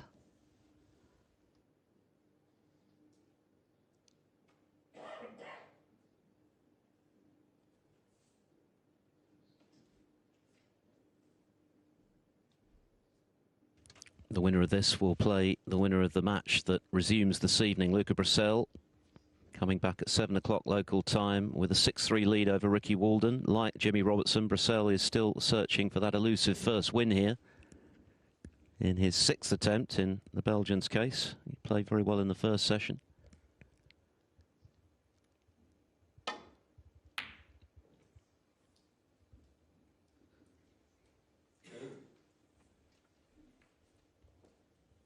These players, of course, in the top half of the draw, the same section as defending champion Ronnie O'Sullivan, who, of course, came through yesterday, 10-7 against Pang Jung-ju, one of our 5 Crucible debutantes this year. Ding Junhui emerging with that narrow 5-4 advantage over Hossein Vafai this morning. They come back tomorrow morning. The winner of that plays O'Sullivan. And also in the top half of the draw, Judd Trump, 2019 champion, who's got a very tall order in the shape of Anthony McGill in round 1. Jack Lazowski against Noppon Sankam. Oh, terrific pot from Robertson. 1.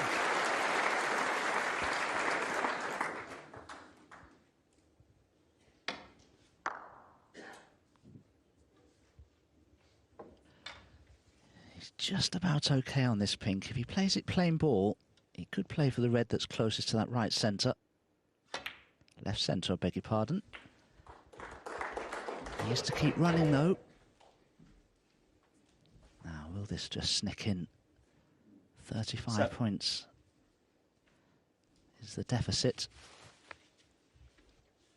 It's one of those shots that, with the square-on camera view, looks a lot more straightforward than it actually is. It's very acute, this.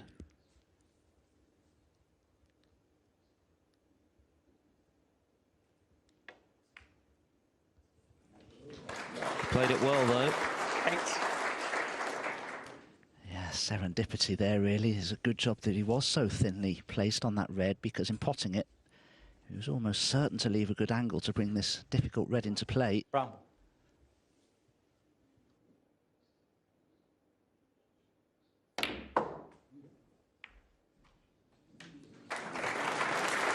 Wow, what a shot he's played there. Developed the red perfectly. 12. And all of a sudden, I'm sure Mark Williams' pulse rate has increased somewhat, having seen the outcome of that developing cannon.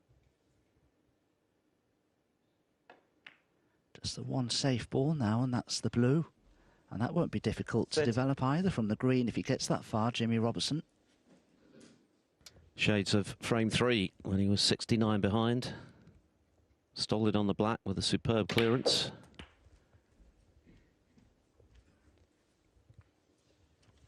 Here we go, Phil. Another chance to steal a frame. 20. He's perfectly on the yellow, so be looking to screw back maybe 12 or 15 inches here to leave the green about half or 3/4 ball. He'll then try to flick the blue into the middle of the table from the side cushion. He'll be on the brown. 22. But he won't want the cue ball to finish too close to that right side cushion. So wants to come off the side cushion and then flick the blue into play. Doesn't want to cannon the blue full ball.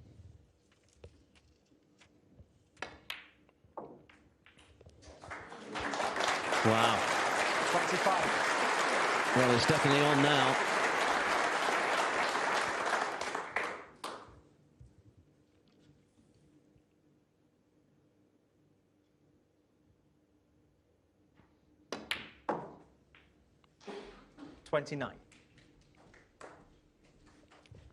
For the second time in this session, Mark Williams looked to be on his way to winning a frame, and now it's out of his hands.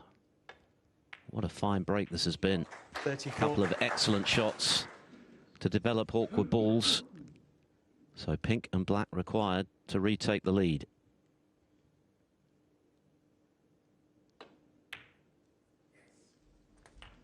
40.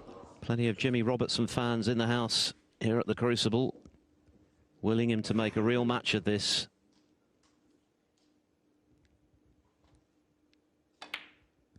And he's doing just that. Another ice-cool clearance. The biggest compliment you can pay him is that it was reminiscent of the many that Mark Williams has made down the years under pressure. The underdog back in front at 3 frames to 2.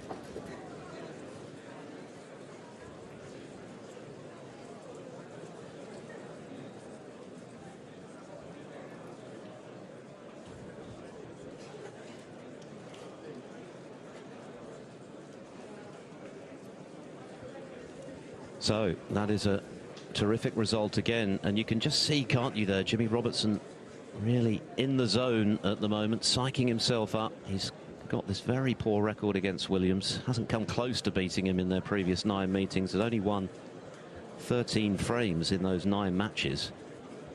It's only just over 1 frame per match, isn't it? So in winning 3 already today, he's already producing one of his best performances to date against Williams, and the way in which he's won 2 of those frames has got to give him a lot of confidence, Dom.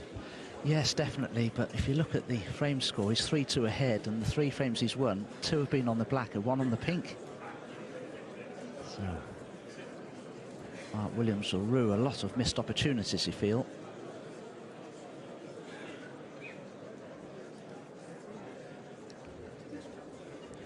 Well used to seeing the game's greatest players, Mark Williams clearly being among that list, being clinical in stealing frames when their opponents make a mistake in clearing up from some distance behind. Well, Jimmy Robertson has been able to do that a couple of times now this afternoon, stealing a couple of frames on the black and 1 on the pink. That's normally Mark Williams' territory, but it's Robertson who's won the really tight ones, and that's why he's 3-2 in front. This is their second meeting at the World Championship. They met back in 2018, Williams winning 10-5 on his way to that memorable 3rd World Championship title. But thank you, he's been given plenty to think about in this opening session. 4 more frames scheduled. Williams breaking off in frame 6.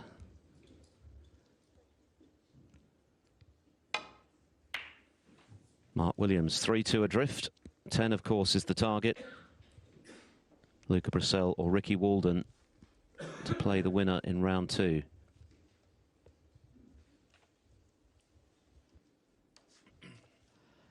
Jimmy Robertson having a look to see if there's any chance he can make a potential plant into this left corner. Mark Williams, well, 3-2 behind. There's never been more than a frame between these 2 players. I think the second frame was actually the most significant of this session so far, because it looked as though Williams was going to pinch it, having needed 2 snookers. And who knows what damage that would have done to Robertson in falling 2-0 behind. But of course, he got out of jail with Williams missing the pink. He'd only just potted the blue prior to that, rattled it, and then was faced with a mid-distance pink into the green pocket, which he rattled. But this time it stayed out, and Robertson gratefully accepted the reprieve, and that's really changed the dynamic of this session. That was a bullet dodge by the underdog, and I think it's given him that bit of belief that perhaps was previously lacking. As you can see, he's edging the pot success at the moment, and indeed the long pot success. Foul, the miss. Mark Williams, 4.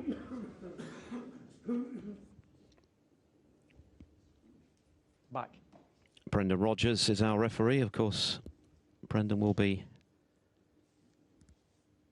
moving to pool at the end of this World Championship. He's joining the matchroom setup as tournament director of 9-ball pool. So this World Championship is his swan song, and of course he'll be officiating his 3rd World Final. Fitting tribute to his dedicated service down the years. One of the best referees in the game.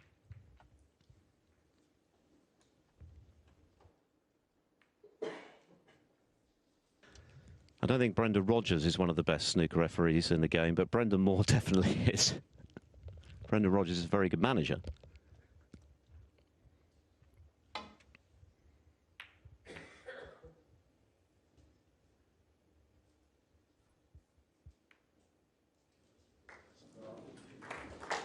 That's a very useful flick on the yellow. Snooker Jimmy Robertson on all reds, but shouldn't be a problem with that red that's tight on this top cushion just to rest upon it.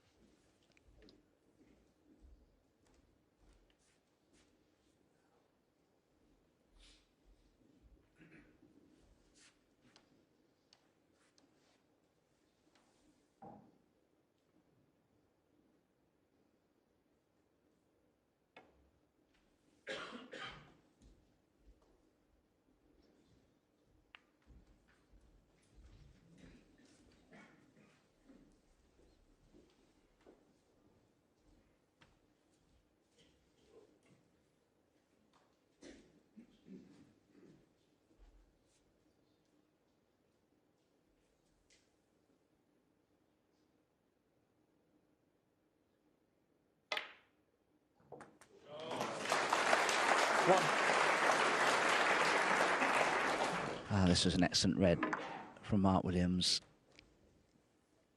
Potted that about as clean as he could, but this is tough. There's pressure on this. Oh, well played. Well, doesn't that tell you an awful lot about Mark Williams' mindset? He's had a couple of setbacks in this session, losing those 3 very tight frames that might have gone his way. Perhaps should have done, but there's evidence that he's not fazed by it. He knew he was leaving the world there for Robertson if he'd missed. But backed himself and could well be handsomely rewarded now.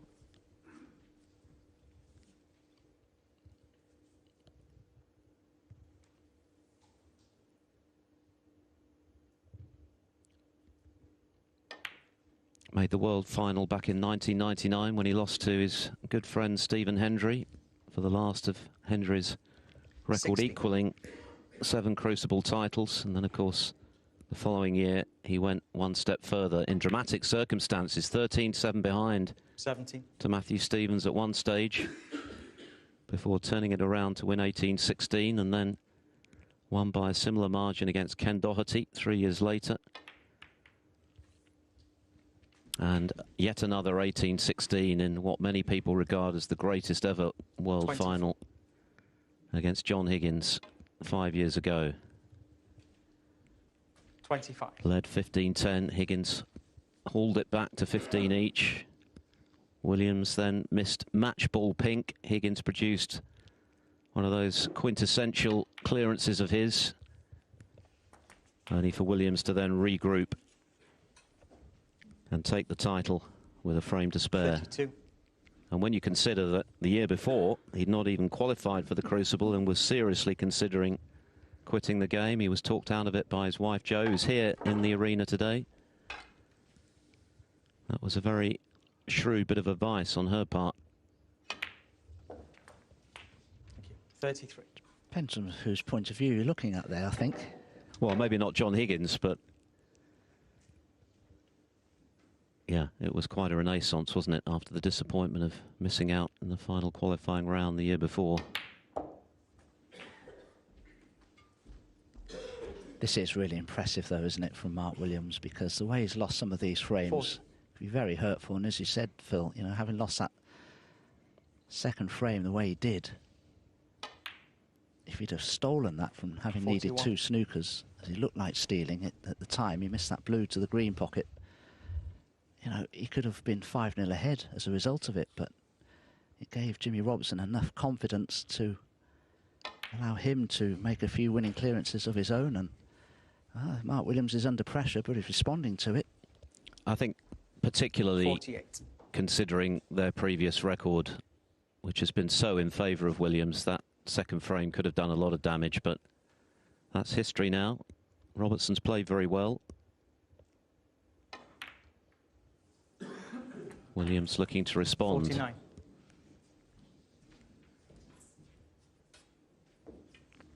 But that's gone wrong positionally by the looks of it.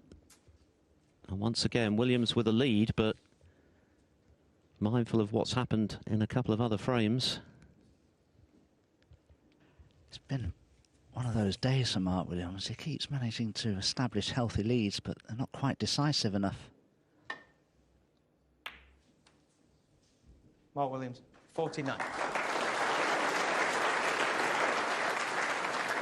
Pushing the brown into a safer spot, just in case insurance is required later down the road. But you can see he's irritated by that. He's not quite been his usual clinical self when he's been in among them, as Dom has indicated.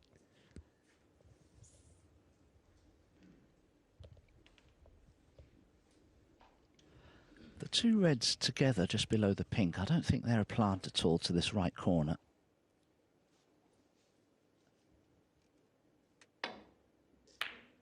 Jimmy Robertson thinking he can play that red as a shot to nothing. It would have been a shot to nothing, but caught it so thickly. And Mark Williams back to the table with an immediate opportunity now to finally put this sixth frame to bed.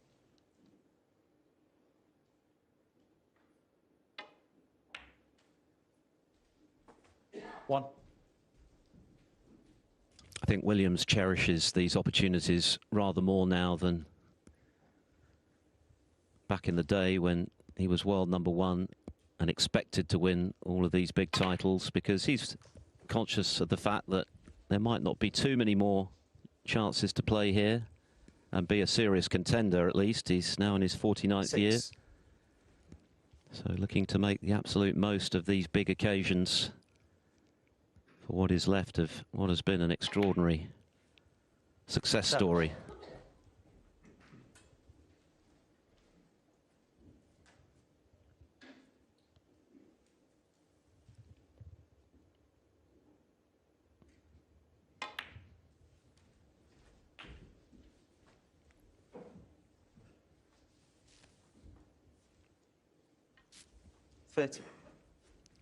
So this red and a colour, and it should be 3 each. 14.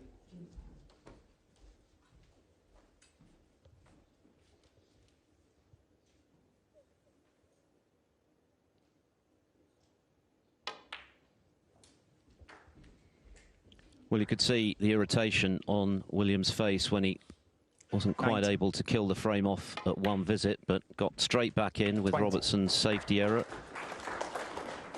And this frame well and truly in the bag now. So this session still in the balance with 3 more frames scheduled.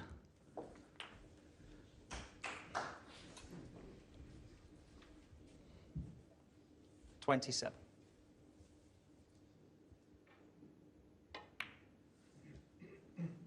Both players could still take a handsome lead.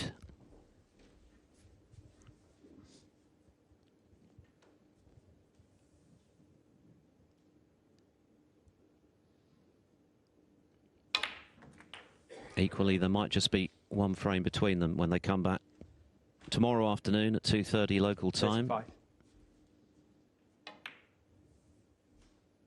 36.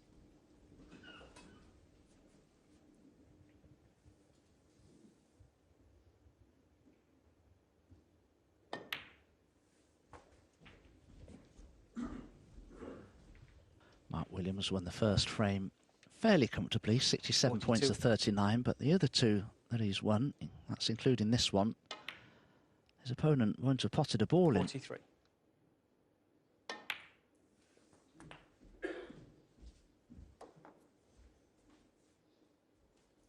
50.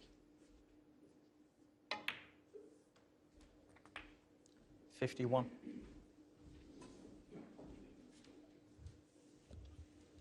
Jimmy Robertson focused now on what he can do in the remaining 3 frames of this session. He's played well, and he's shown a real killer instinct in those tight frames that he's won. 57. But he's also mindful that he's got a long way to go before he can entertain thoughts of an upset in this first round. 59.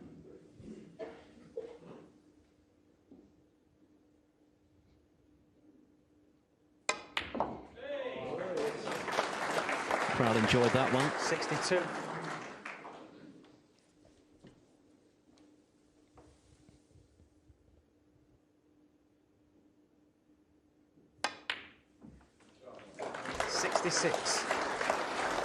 Williams well and truly in the groove now. 49 initially before he lost position. 71.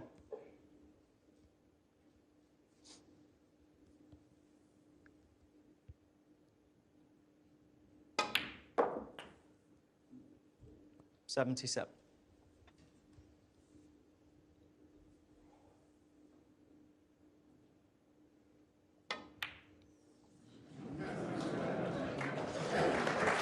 Trick shot on the black doesn't work, but a break of 77, more than enough for Mark Williams with his second scoring visit to tie this match up at 3 frames all.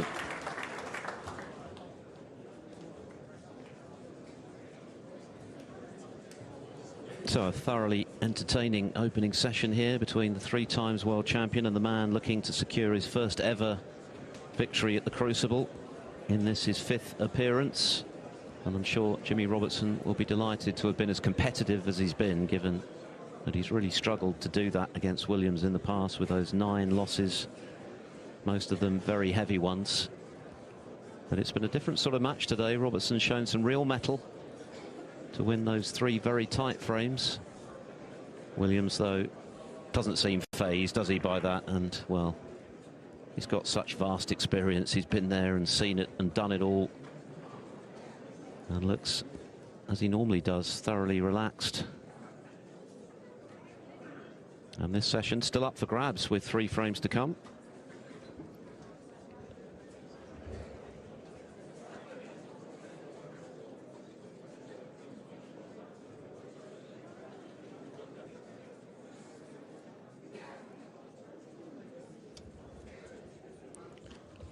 Mark Williams with breaks of 49 and Thank you, frame 77.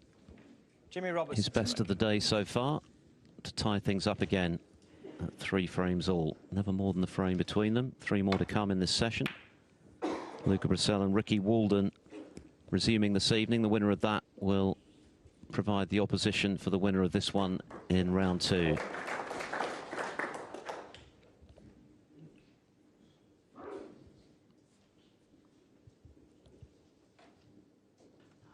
Puff of the cheeks from Mark Williams, because he doesn't have an easy safety here. That red that's closest to the right side cushion is potable, but it's very, very risky. No path around the back of the black to take the cue ball back towards bulk from this. And if he does play a safety off the red to the right of the pink, he's got to try and avoid cannoning that red on the way back to bulk. So not an easy shot this for Mark Williams, no matter what he plays.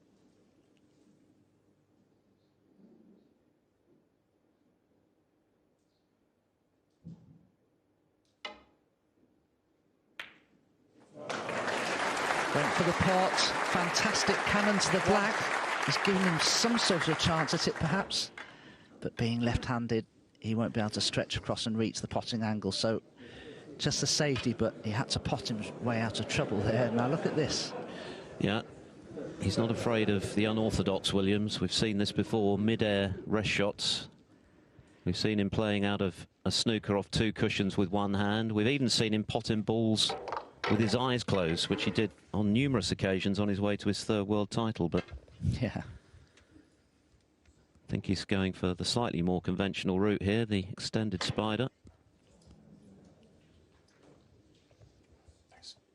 Well, it was an excellent red to pot his way out of trouble, because he certainly was in a spot of difficulty, and that's an excellent safety he's played.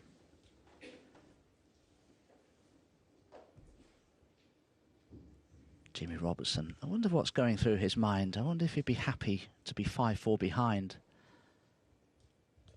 He may be looking for something better. And at 3-all, he certainly should be. But Mark Williams is just beginning to relax, you feel. Certainly the 6th frame would have helped, because Williams completely dominated it. 130 points to 0. Those breaks of 49 and 77, very fluent.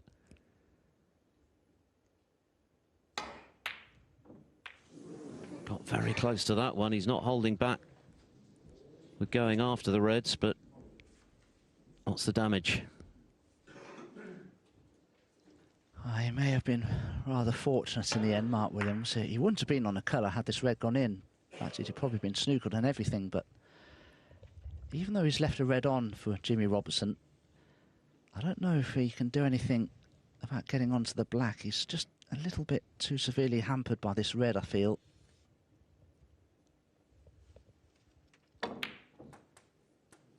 Yeah, he couldn't quite manage it.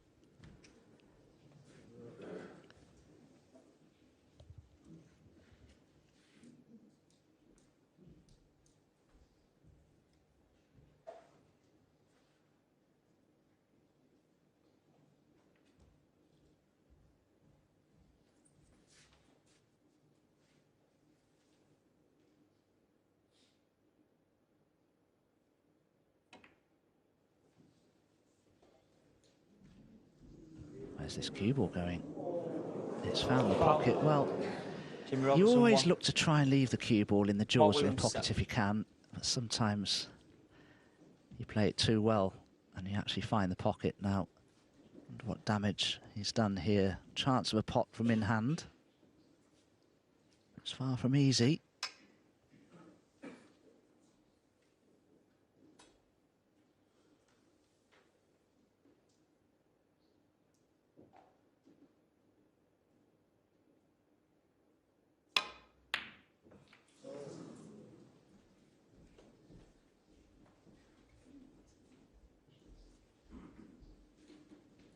Four out of 8 now for Williams from long range, which by his very high standards is a modest return. He has knocked in a couple of great ones right at the beginning of each little mini session this afternoon. But he's left Jimmy Robertson in for an early chance in this 7th frame.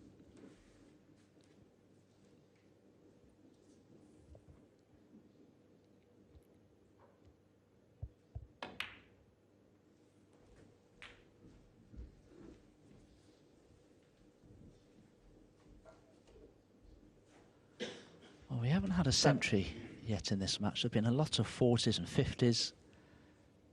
Just the odd break that's been decisive. 8. By and large, most of these frames have been pretty close. Certainly all the ones that Jimmy Robertson has won have been close. And the reason I suggested he might be happy just to be 5-4 behind is because Mark Williams has outscored Jimmy Robertson by over 200 points in this match. Now that's an awful lot. And yet the frame score is 3-all. So Mark has been pretty dominant. But as yet he's got very little to show for that dominance. Robertson only has the one Crucible century on his CV.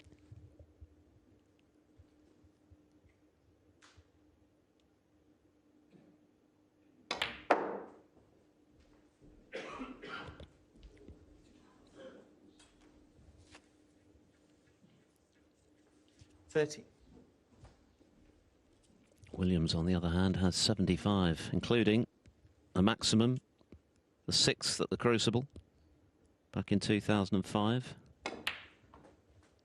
14.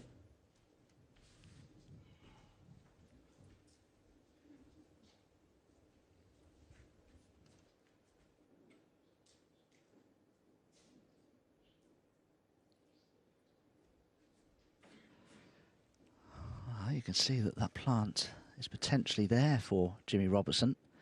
Fractionally set to the top jaw, but as you can see, there's a good couple of inches between the two balls, so it's easy to make that plant. Oh, what's he done here? Far too much side on the cue ball, and he's cannoned into the red. He tried to come past. How is that end a break? Referee Brendan Moore having to spot the black directly behind the pink, which is on the black spot. 21. Now the two balls mustn't be touching. Brendan Moore will make sure that that black is the merest fraction away from the pink. Jimmy Robertson taking this red on. This is not easy. No. Always heading for the top jaw. 21. So Robertson frustrated that could only muster a modest break from that opportunity.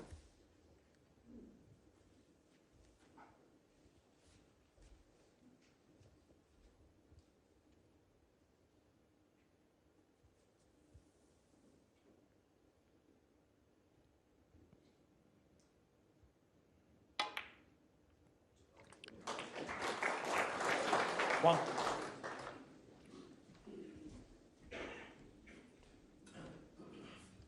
Well, that's not finished too bad from Mark Williams' point of view. With the red in bulk, he can just drop the brown in. He'll automatically be on that red.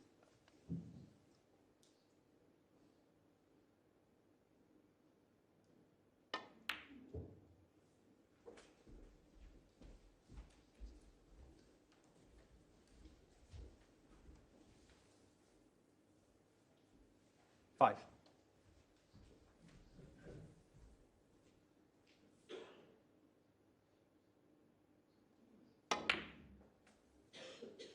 6.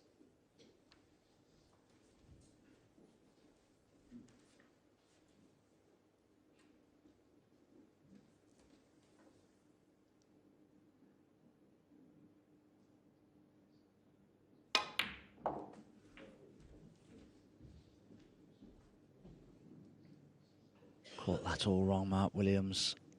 Too much backspin 9. on the cue ball. Almost went in off into the right centre. Was playing for the red into this left corner. The red that's rightmost of that little group together there.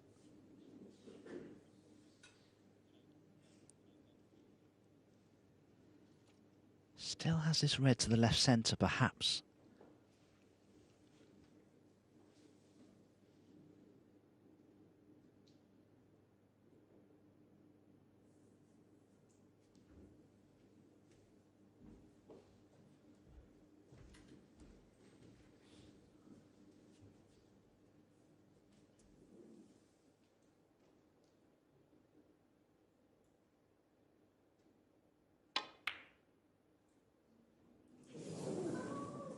Mark Williams, 9.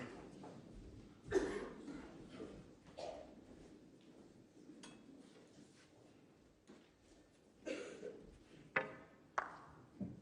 was a very, very good effort. I'm not entirely sure Mark was convinced he could quite see enough of the red to pot it.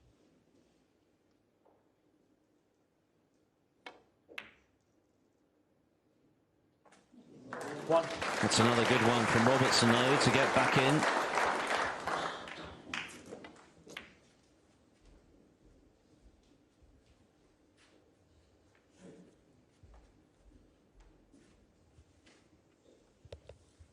Tough positional shot this from the black. Cue ball be cannoning the pink, probably. Had to judge that cannon. Well, no, he's not really on a red. 8. There's a difficult cut into the right centre. It's very missable. He may take it on, though.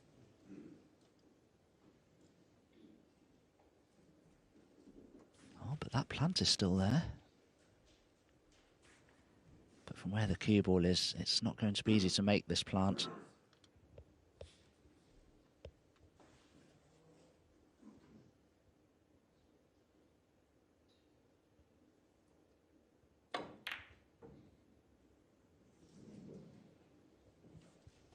Jimmy Robertson, 8.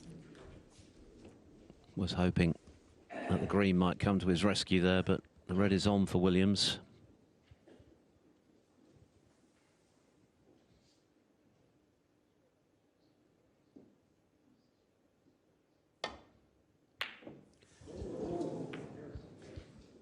A surprise. By Williams standards, that was relatively routine from long range. But this has been a tough opening session for him.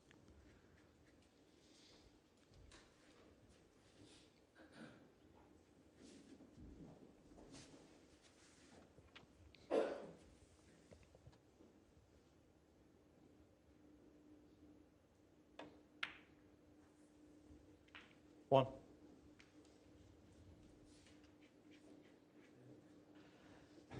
Jimmy Robertson, Mr. Blue, similar to this in a previous frame. He's just got to avoid the bulk colours.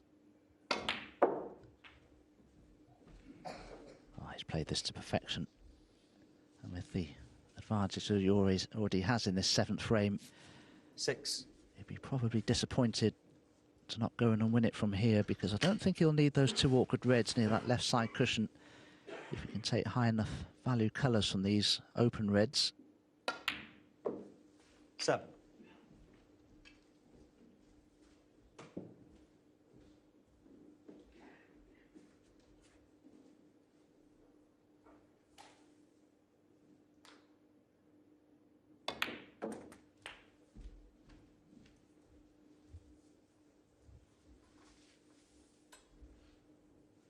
$30.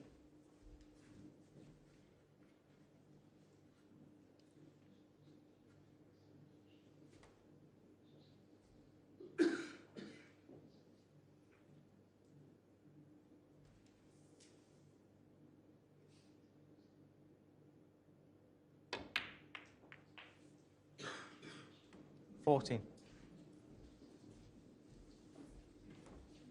Not ideal by any means on the pink.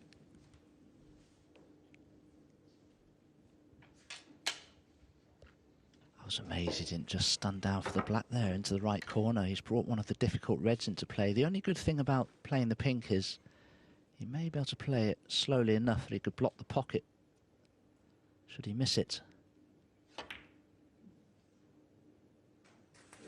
Just riddles in though. Yeah, he's done well to retrieve the situation there. Never easy with the rest and the extension on his cue as well. He really looks up for this today, Robertson.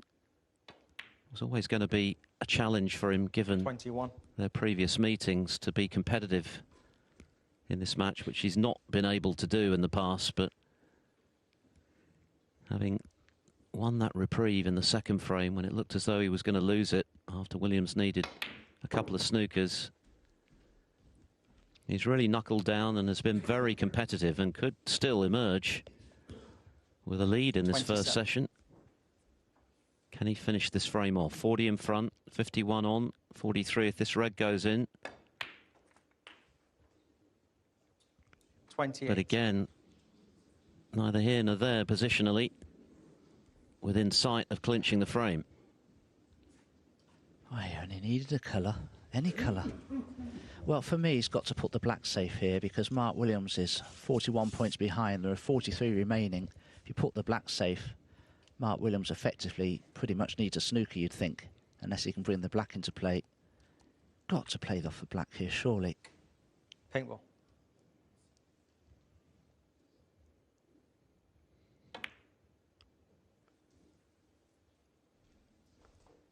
Jimmy Robertson, 28. So the frame not quite secured. Still enough there for Williams.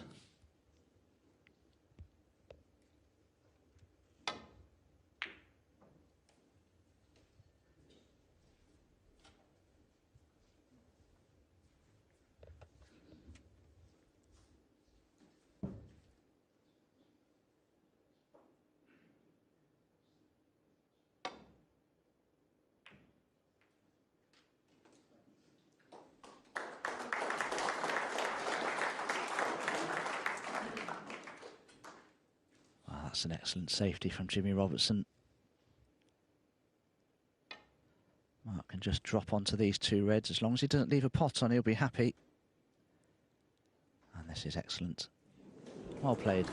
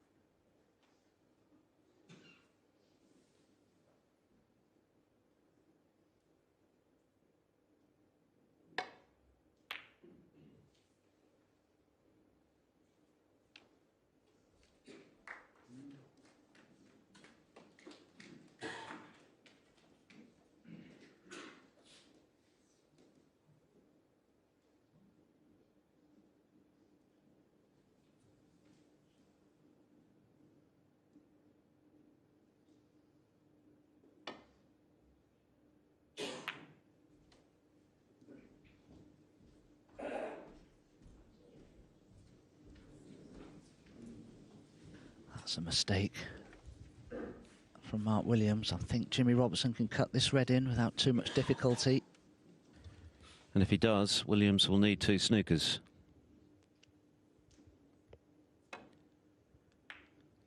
And then it goes, so hang on, hang on. One. Flirting with calamity there. Well, Phil, that would have been a disaster because a free ball would have been left if that cue ball had just run another inch. As it is, this frame is surely done, and it continues to be a productive first session for the qualifier. 6.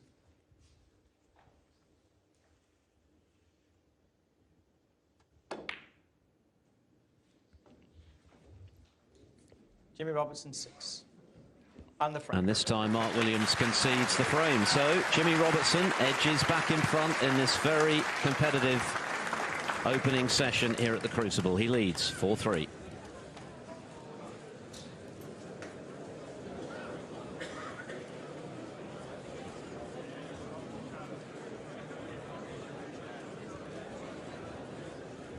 This is surely Jimmy Robertson's most impressive performance against Mark Williams to date.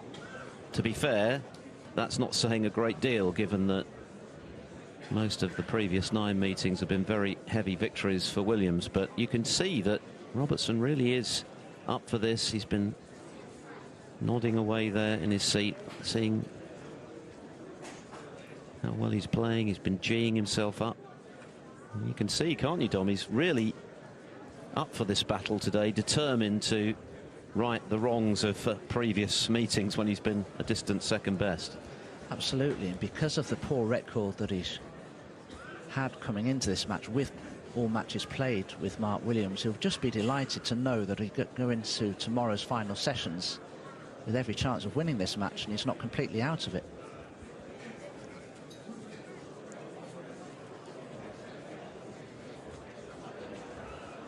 A very determined Jimmy Robertson here at the Crucible today. Of course, he's already safe in the knowledge that he's bagged £20,000 and ranking points for getting back here.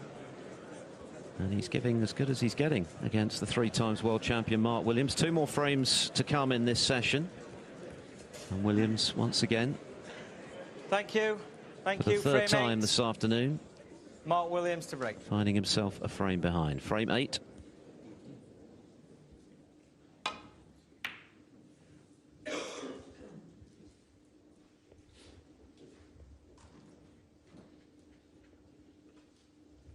That's not the best break-off shot by any means from Mark Williams. Jimmy Robertson will be taking this red on. He won't be far away from it. And that was a beautiful potted red from Jimmy Robertson. Purposely left the cue ball short of the bulk line for a choice of bulk colour. And at the beginning of this 8th frame of 9, he's given himself a great chance to establish a very healthy lead. 5 out of 7 from distance from Robertson today. That's very good. Over 70%. And he's definitely grown in confidence as this session has unfolded. 4. But is he on a red? Judging from his expressions, I'd say no. The red below the cue ball is definitely cuttable to the left corner, and he may be able to stun the cue ball off the pink to advance it up the table towards the blue and the bulk colours, so he may still take this red on. Doesn't want to stun into the pink and going off, though.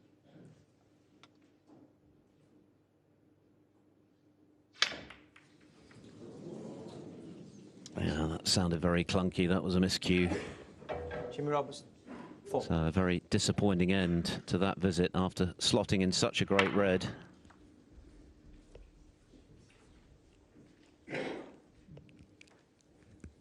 Having a close look at his tip. That's always a bit of a confidence sapper, isn't it, when you miscue like that? And worse for Robertson is that he's left Williams an easy opener.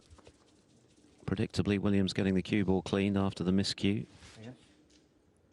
Yes, whenever you miscue, it does leave a clod of chalk on the cue ball that often has to be scraped off by a fingernail.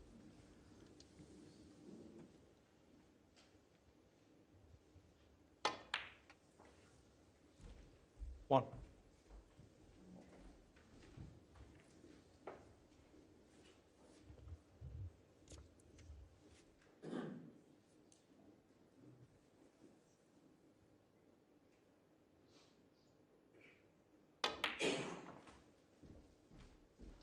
Mark's highest break of this match so far is just one of 77. I think that's the reason 6. And he finds himself 4-3 behind. He's had the majority of the best scoring chances. Just hasn't made enough from them and has lost a few frames on the pink and the black because of it.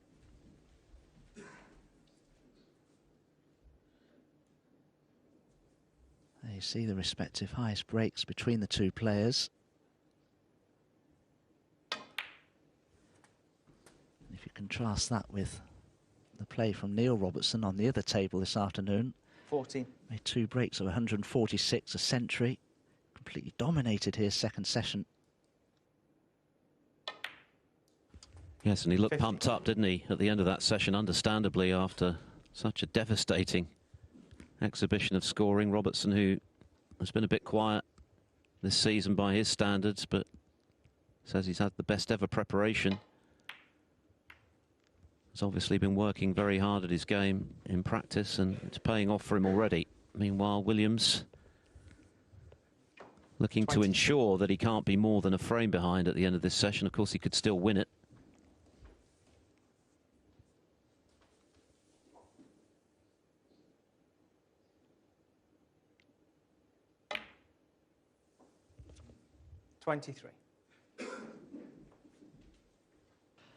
Well, we know that there is a plant available into this left corner in the middle of that bunch of reds there.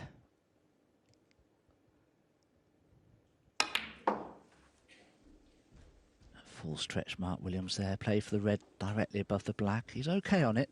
Would like to be a little bit closer, however. 26. Be the red that's on the pink spot. Will also pot into the same pocket. There it is.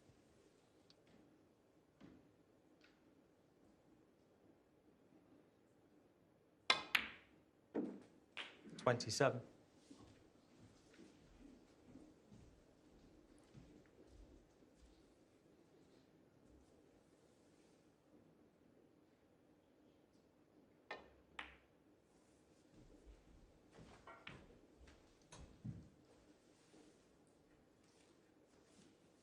$32.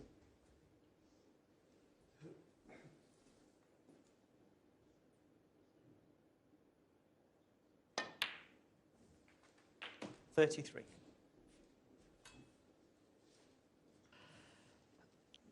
This is probably a little group of reds you don't want to cannon into. There are still 2 or 3 that will pot, including that plant.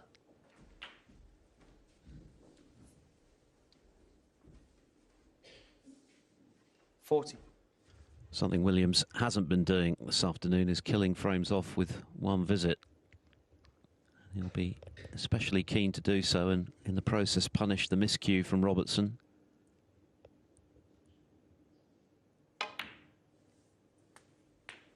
$41. Well, his intention here is to pop the pink into the right corner and screw back maybe 18 inches or so and leave that plant into the left corner as straight as possible to make position easier from it.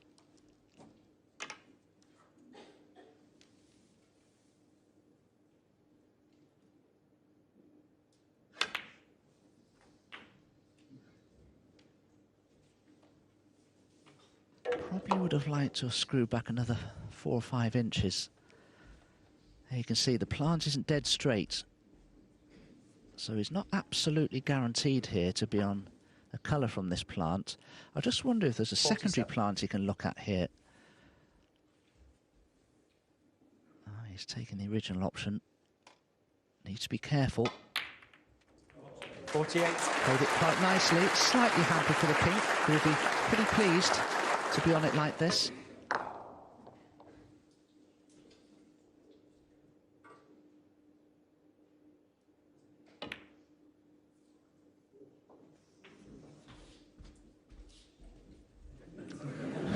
Looked a little concerned there about whether he'd landed on the red, having potted 54. the pink, but it would appear he has.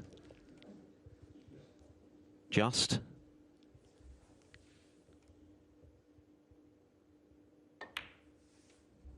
$55. So this is a great chance now to do what he hasn't been doing, and that's kill this frame off in one clean visit.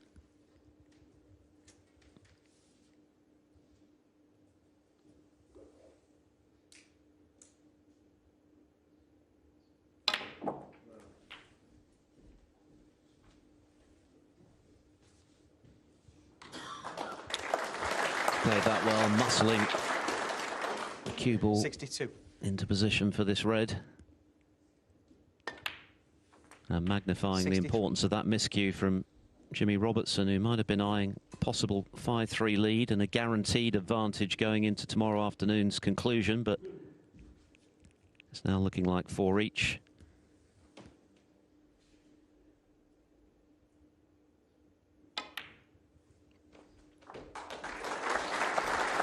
And barring snookers, that's the key ball. 69.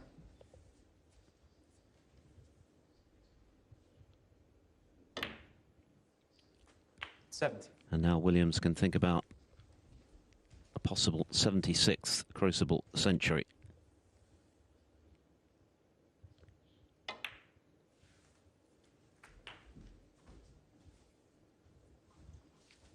He made 34 last season. Nearly half of those were made here, equaling Stephen Hendry's record without playing in the final.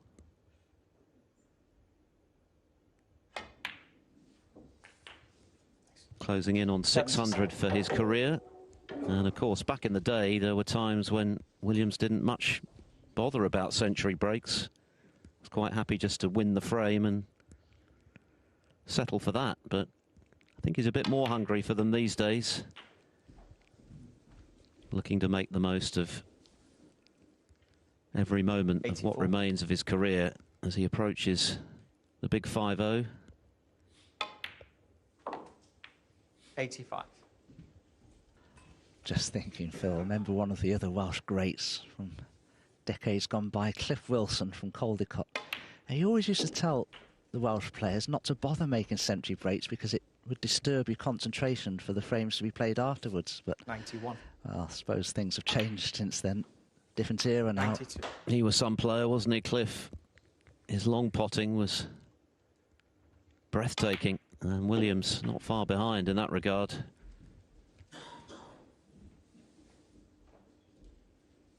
'98.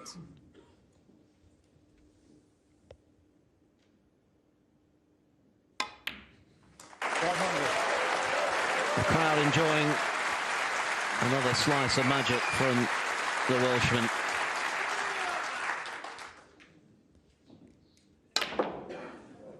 Oh. 103. What a way to punish a miscue.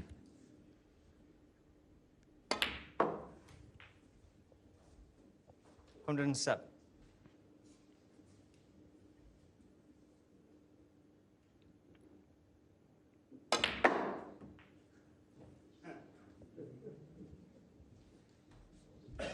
'112.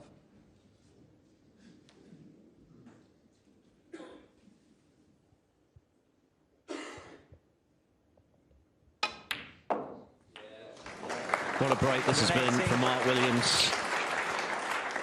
He's had some frustrations in this session, but he's warming to the task now. Again, he doesn't worry about the black. 118 will do. A 76th Crucible century for the Maestro, and the 3 times champion ties it up again. 4 frames all.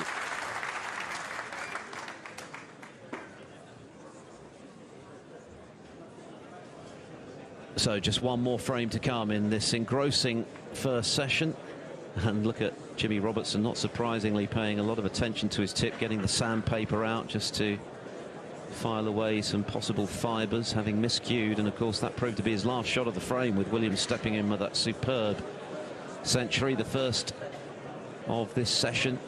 So Williams looking to finish strongly, having had his moments of frustration, clearly, in losing 3 tight frames, 2 on the black, 1 on the pink.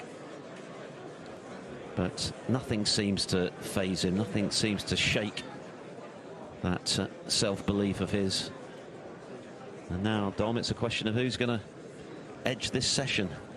Well, suppose you might think Mark Williams is favourite to win this remaining frame of this afternoon's session. I mean, he's outscored Jimmy Robertson by 271 points, and it's 4-all. Incredible.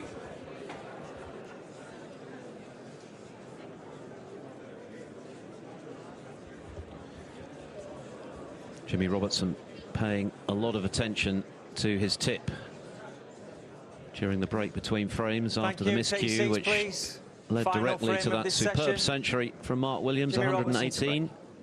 This is the final frame then of the first session. They're back tomorrow at 2:30 in the afternoon local time. Who is going to have that slightly better night's sleep by edging into a one-frame lead? 10, of course, is the target. Either Luca Brissell or Ricky Walden to play the winner. And they're back this evening. Luca leading 6-3.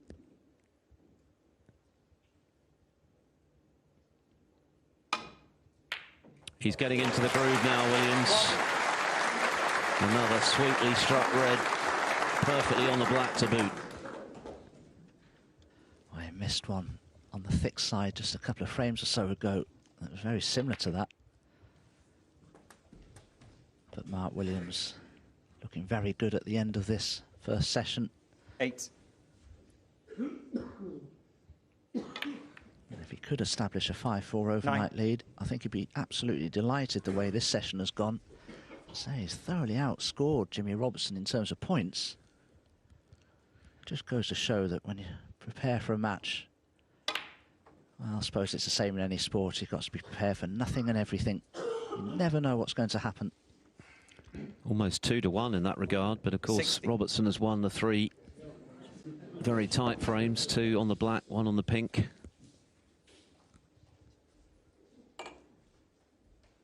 That's normally Mark Williams' territory. So he's had to be patient in this session. It's been by no means straightforward. He's had his setbacks, but he's just so difficult to phase, isn't he, Williams? He's just utterly unruffled, whatever a match situation is. He proved that in the semi-finals last year against Trump when he was 12-5 behind, and he still looked as cool as a cucumber and very nearly successfully overturned that deficit. But looking to finish strongly now. Brilliant century in the previous frame. What's he going to make of this visit?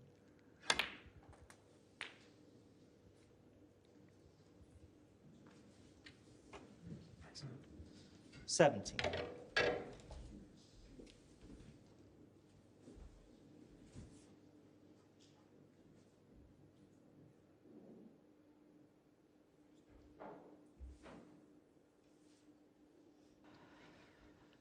Well, there's no guarantee here that Mark will finish on his next red.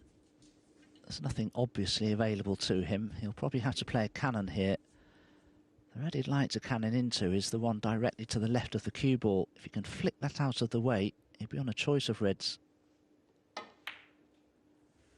Didn't judge it well, though.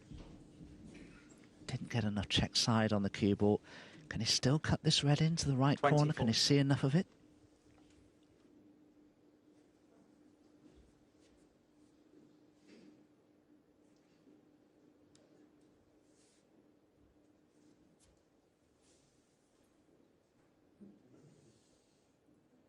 Mark Williams. There's the answer, 24. just the containing safety. So Jimmy Robertson returning to the table, no doubt relieved that he's only 24 adrift after that brilliant opening red from Williams. He really has looked bang up for this today. We've seen Robertson sitting in his chair, just giving himself a little pep talk between frames.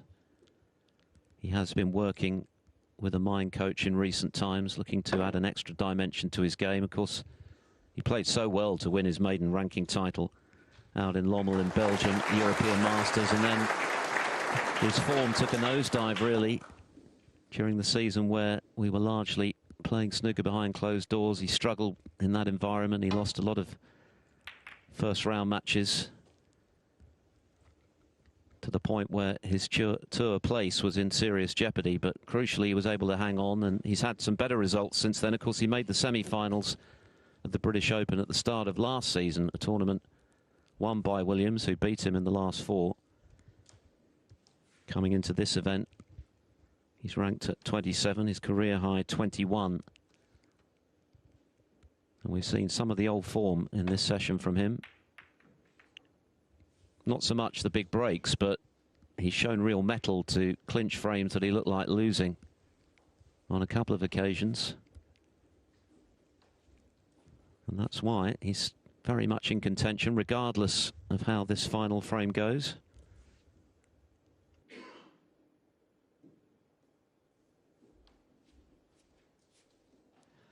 Mark just seeing there's a chance of playing this red below the pink and flicking it off another red towards that left corner. Good effort.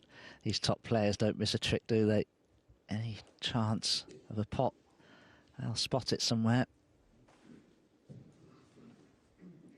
It's interesting what you were saying about Jimmy Robertson, though, seeing a psychologist to help him with the mental side of the game. I played Jimmy Robertson quite a few seasons ago in China somewhere, and we were having a chat after the match. He said that he keeps qualifying for venues and he can't win a match at a venue when he qualifies to go abroad somewhere. And he told me then he was thinking of seeing somebody to help him psychologically, but he didn't need any help with that one psychologically. That's a great pot.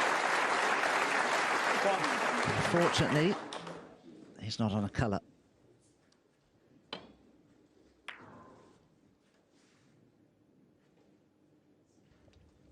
So much of this game is played in those 6 inches between the ears, isn't it?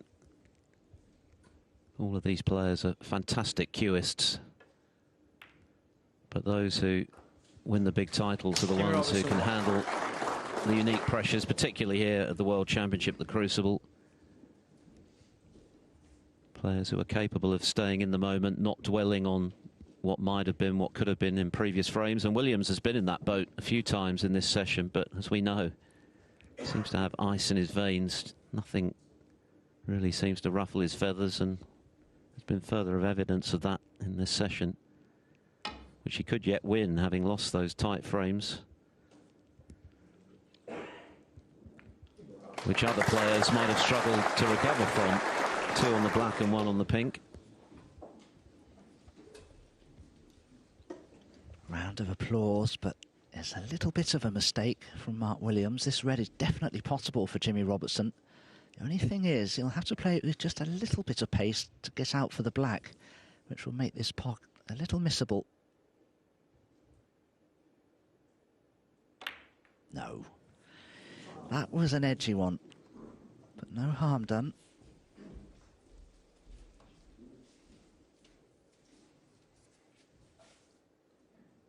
Does keep looking at that tip, though. I just wonder if he has just slightly damaged it. The miscue from the previous frame wouldn't normally cause a problem with most players' tips, but if you have a very small tip with not much of a sidewall, even a miscue like that could potentially damage it, I suppose.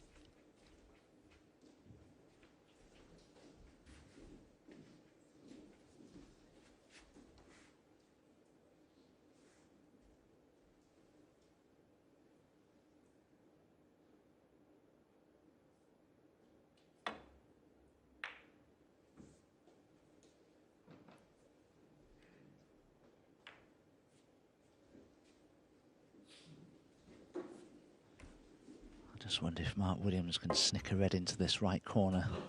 And now that Jimmy Robertson has cannoned that brown towards the bulk colour, towards the bulk cushion rather, Mark Williams would be on the brown if it goes in this red.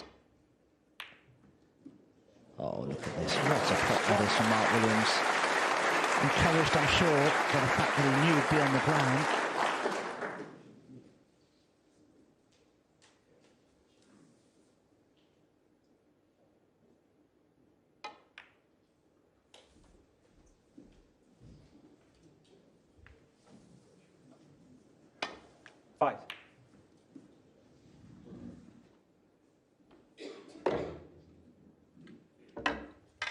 This is going to need a bit of potting, though. Not easy with the rest.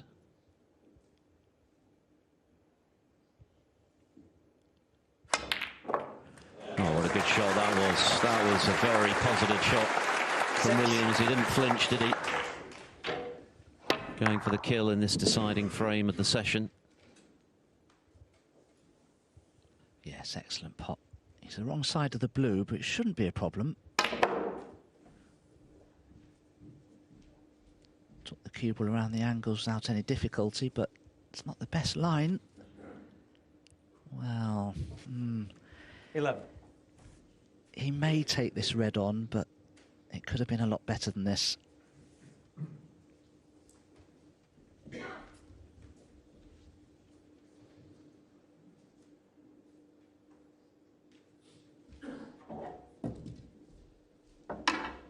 this is difficult.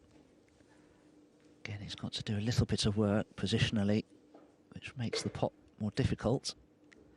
And this wouldn't be a good time to miss either, with the reds positioned where they are and the black in open play. So undoubtedly there's pressure on this.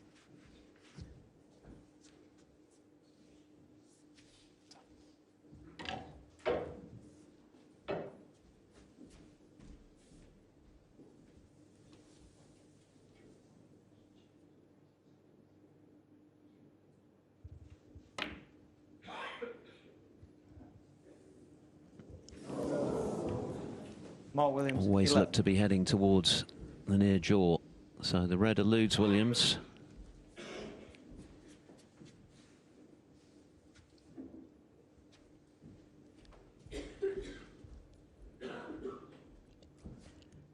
Just 34, the deficit. Robertson has already won 2 big frames in this session from some way behind, including a 3rd frame when he was 69-0 down, cleared with 74. 1. That's worked out pretty well. I'll say that's the sort of run of the ball that every player dreams about. And what a chance now he has to get right back into this 9th and final frame of this afternoon session here.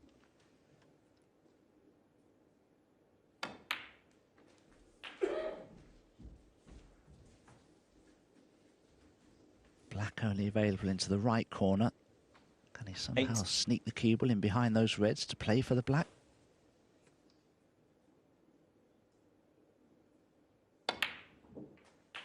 Nine.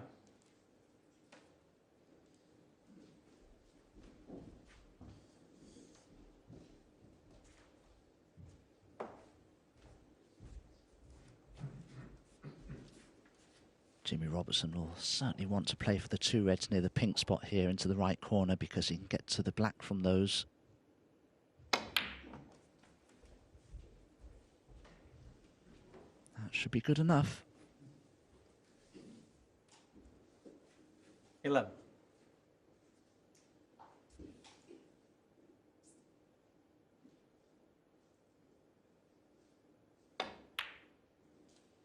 $12.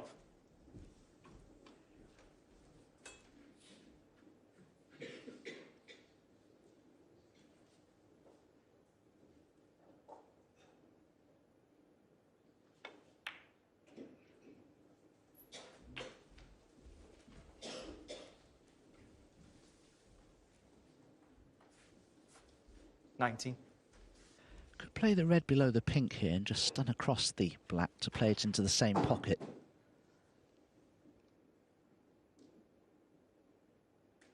$20.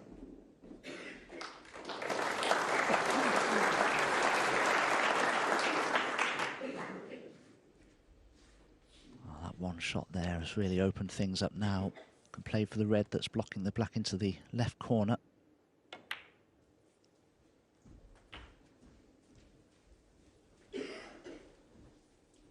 The obvious problem with the 2 reds together there, 27. just to the right of the black. Don't think they pot.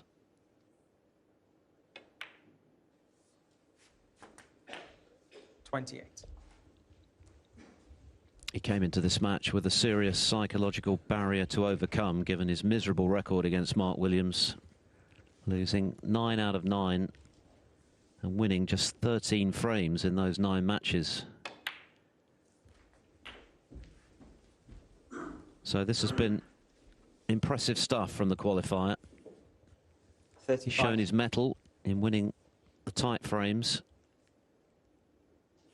and he's threatening to do so again here. 36. Now into the lead. Well, if he's straight enough on this black, he may take the opportunity to run the cue ball into the top red of those 2 together, but no, he's just got too much angle. You need to develop those reds very quickly. 43. Can he leave an angle on the black here to go into them, I wonder? Be better if he could play the black into the same pocket as the red, ideally.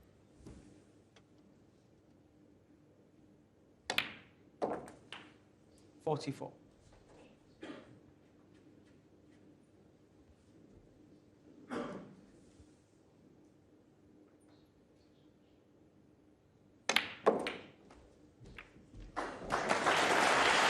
Well, he's developed one, but you saw the grimace there from Robertson as he pushes the 51. other to the side cushion.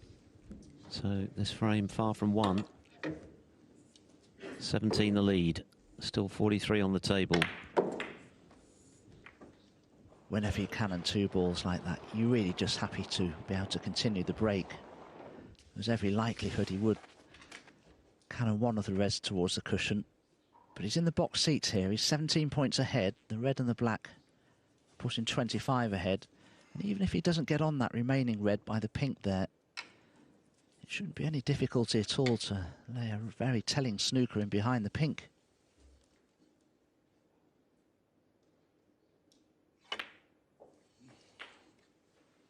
Thanks.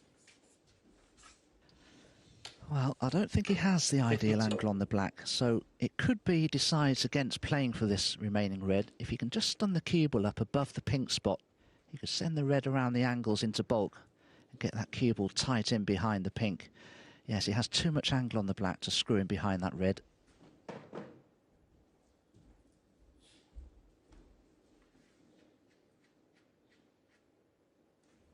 His third half century of the session, his highest break, the 74 clearance to steel frame 3 on the black.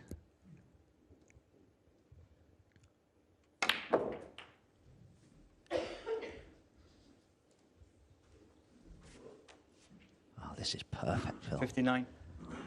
Send the red around the angles behind the black, all the way around the table into bulk, get that cue ball right in behind the pink.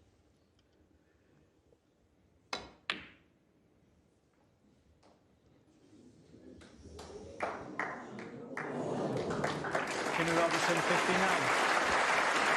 A very good break of 59, very much advantage Jimmy Robertson, with Williams snookered on the final red, everything out in the open.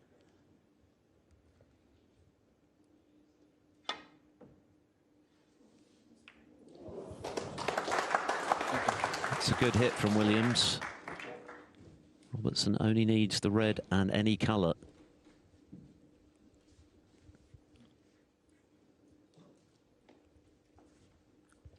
Got to be worth trying to cut this red in, I feel, with the added insurance of that pink near the right side cushion there. Mark Williams being left-handed. So that's on the right side of the table for him.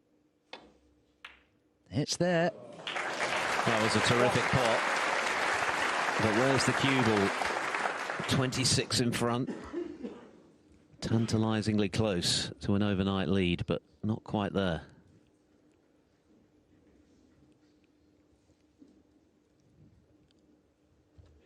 He's got to consider turning the brown down. If he can play it as a shot to nothing, just pot the brown to be safe and not play for the yellow, all well and good.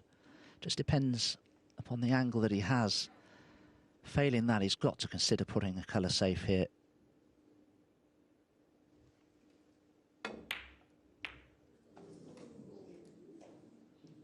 Jimmy Robertson, 1. It's a snooker, which is always beneficial, of course, but he'd love to have seen green or blue go safe.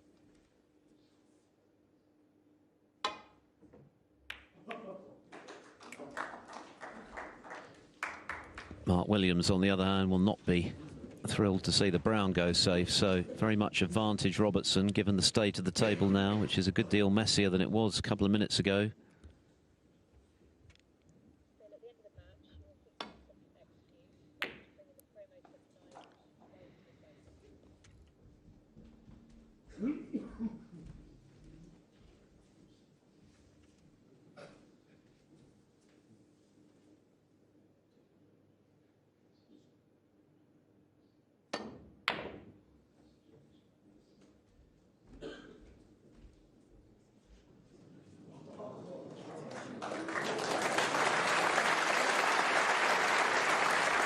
Very nearly a snooker, but it's still a very well-played shot by Mark Williams. And the concern here for Jimmy Robertson is that he could easily snick that yellow towards that right corner and leave an easy pot on. Can't see a lot of this yellow.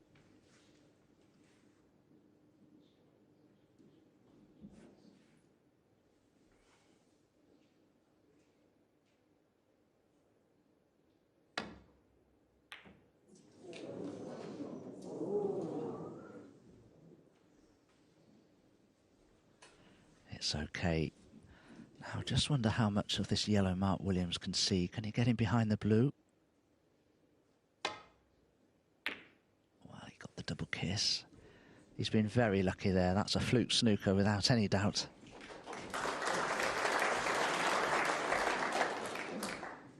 Yeah, and this isn't nice with the yellow in the middle of the table.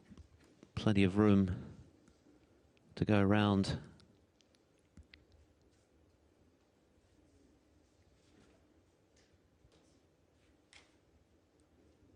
Robertson clearly does have some insurance in this frame with the brown and the pink awkward.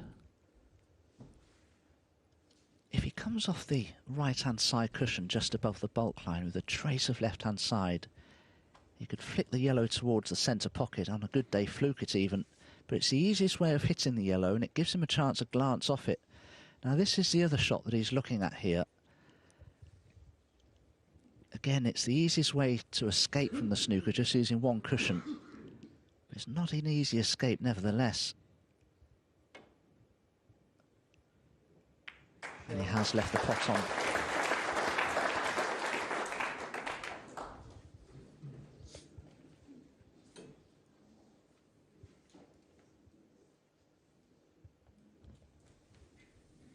This would be some frame for Williams to win from this position.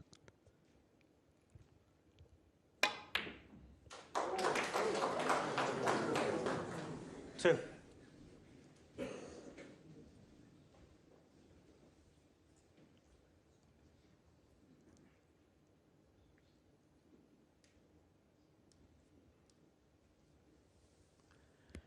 Sure, he feels he's due to win a tight frame. He's lost the other three in this session.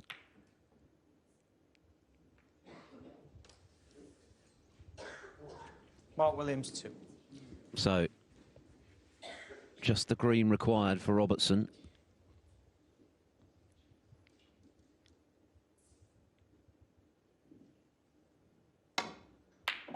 And he's got it. Great. And it's 2 snookers for Mark Williams. We've been here before in this session. Williams laid 2 quite brilliant snookers behind the brown, but it was a rather different scenario to the one we're faced here in the final frame of this session. It's a long way back for Williams now, surely. Jimmy Robertson, 3. Well, this time Jimmy Robertson won't want to drop the brown towards a pocket anywhere, because if Mark Williams can pot the brown, he'll only need 1 snooker to tie.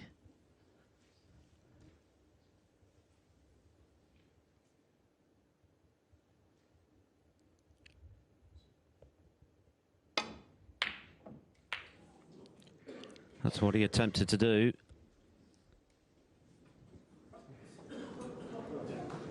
Blue coming to his rescue as regards what would have been otherwise a routine brown to clinch the frame.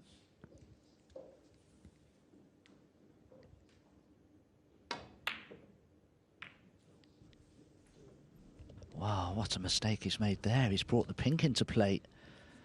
And Mark Williams' interest in this last frame of the session has been piqued, rather, because of that happening.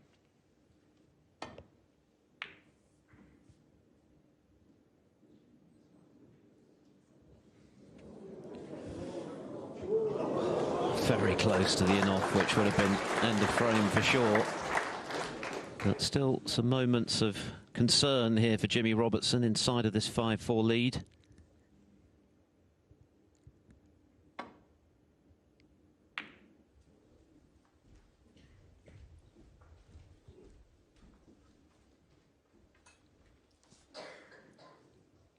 That's another big mistake by Jimmy Robertson. Mark Williams will be attempting to pot this brown, that's a certainty.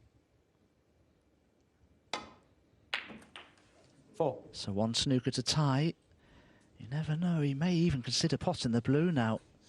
And then he'd just need the 1 snooker to be able to win. Here's choice.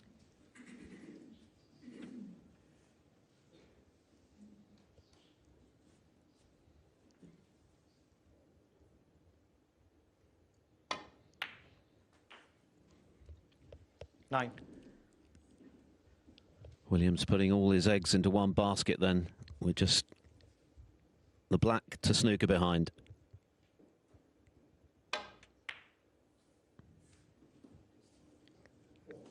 Not quite the pace he was looking for. No, you only really, well, you normally just get the one chance to lay the snooker, because Jimmy Robertson now will do his best to leave that pink near a pocket somewhere.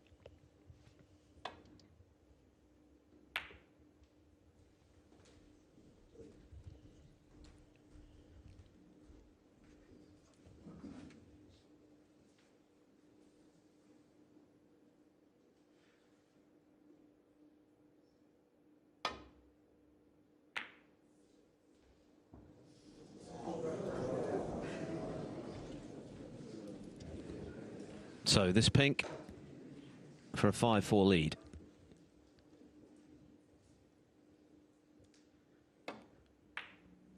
And in it goes.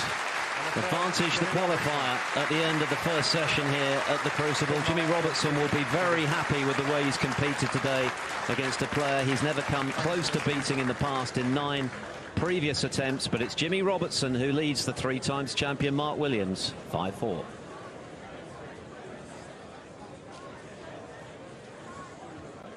So they'll be back tomorrow afternoon to finish off. That's intriguingly poised, isn't it, at the midway point. Robertson 1 frame to the good.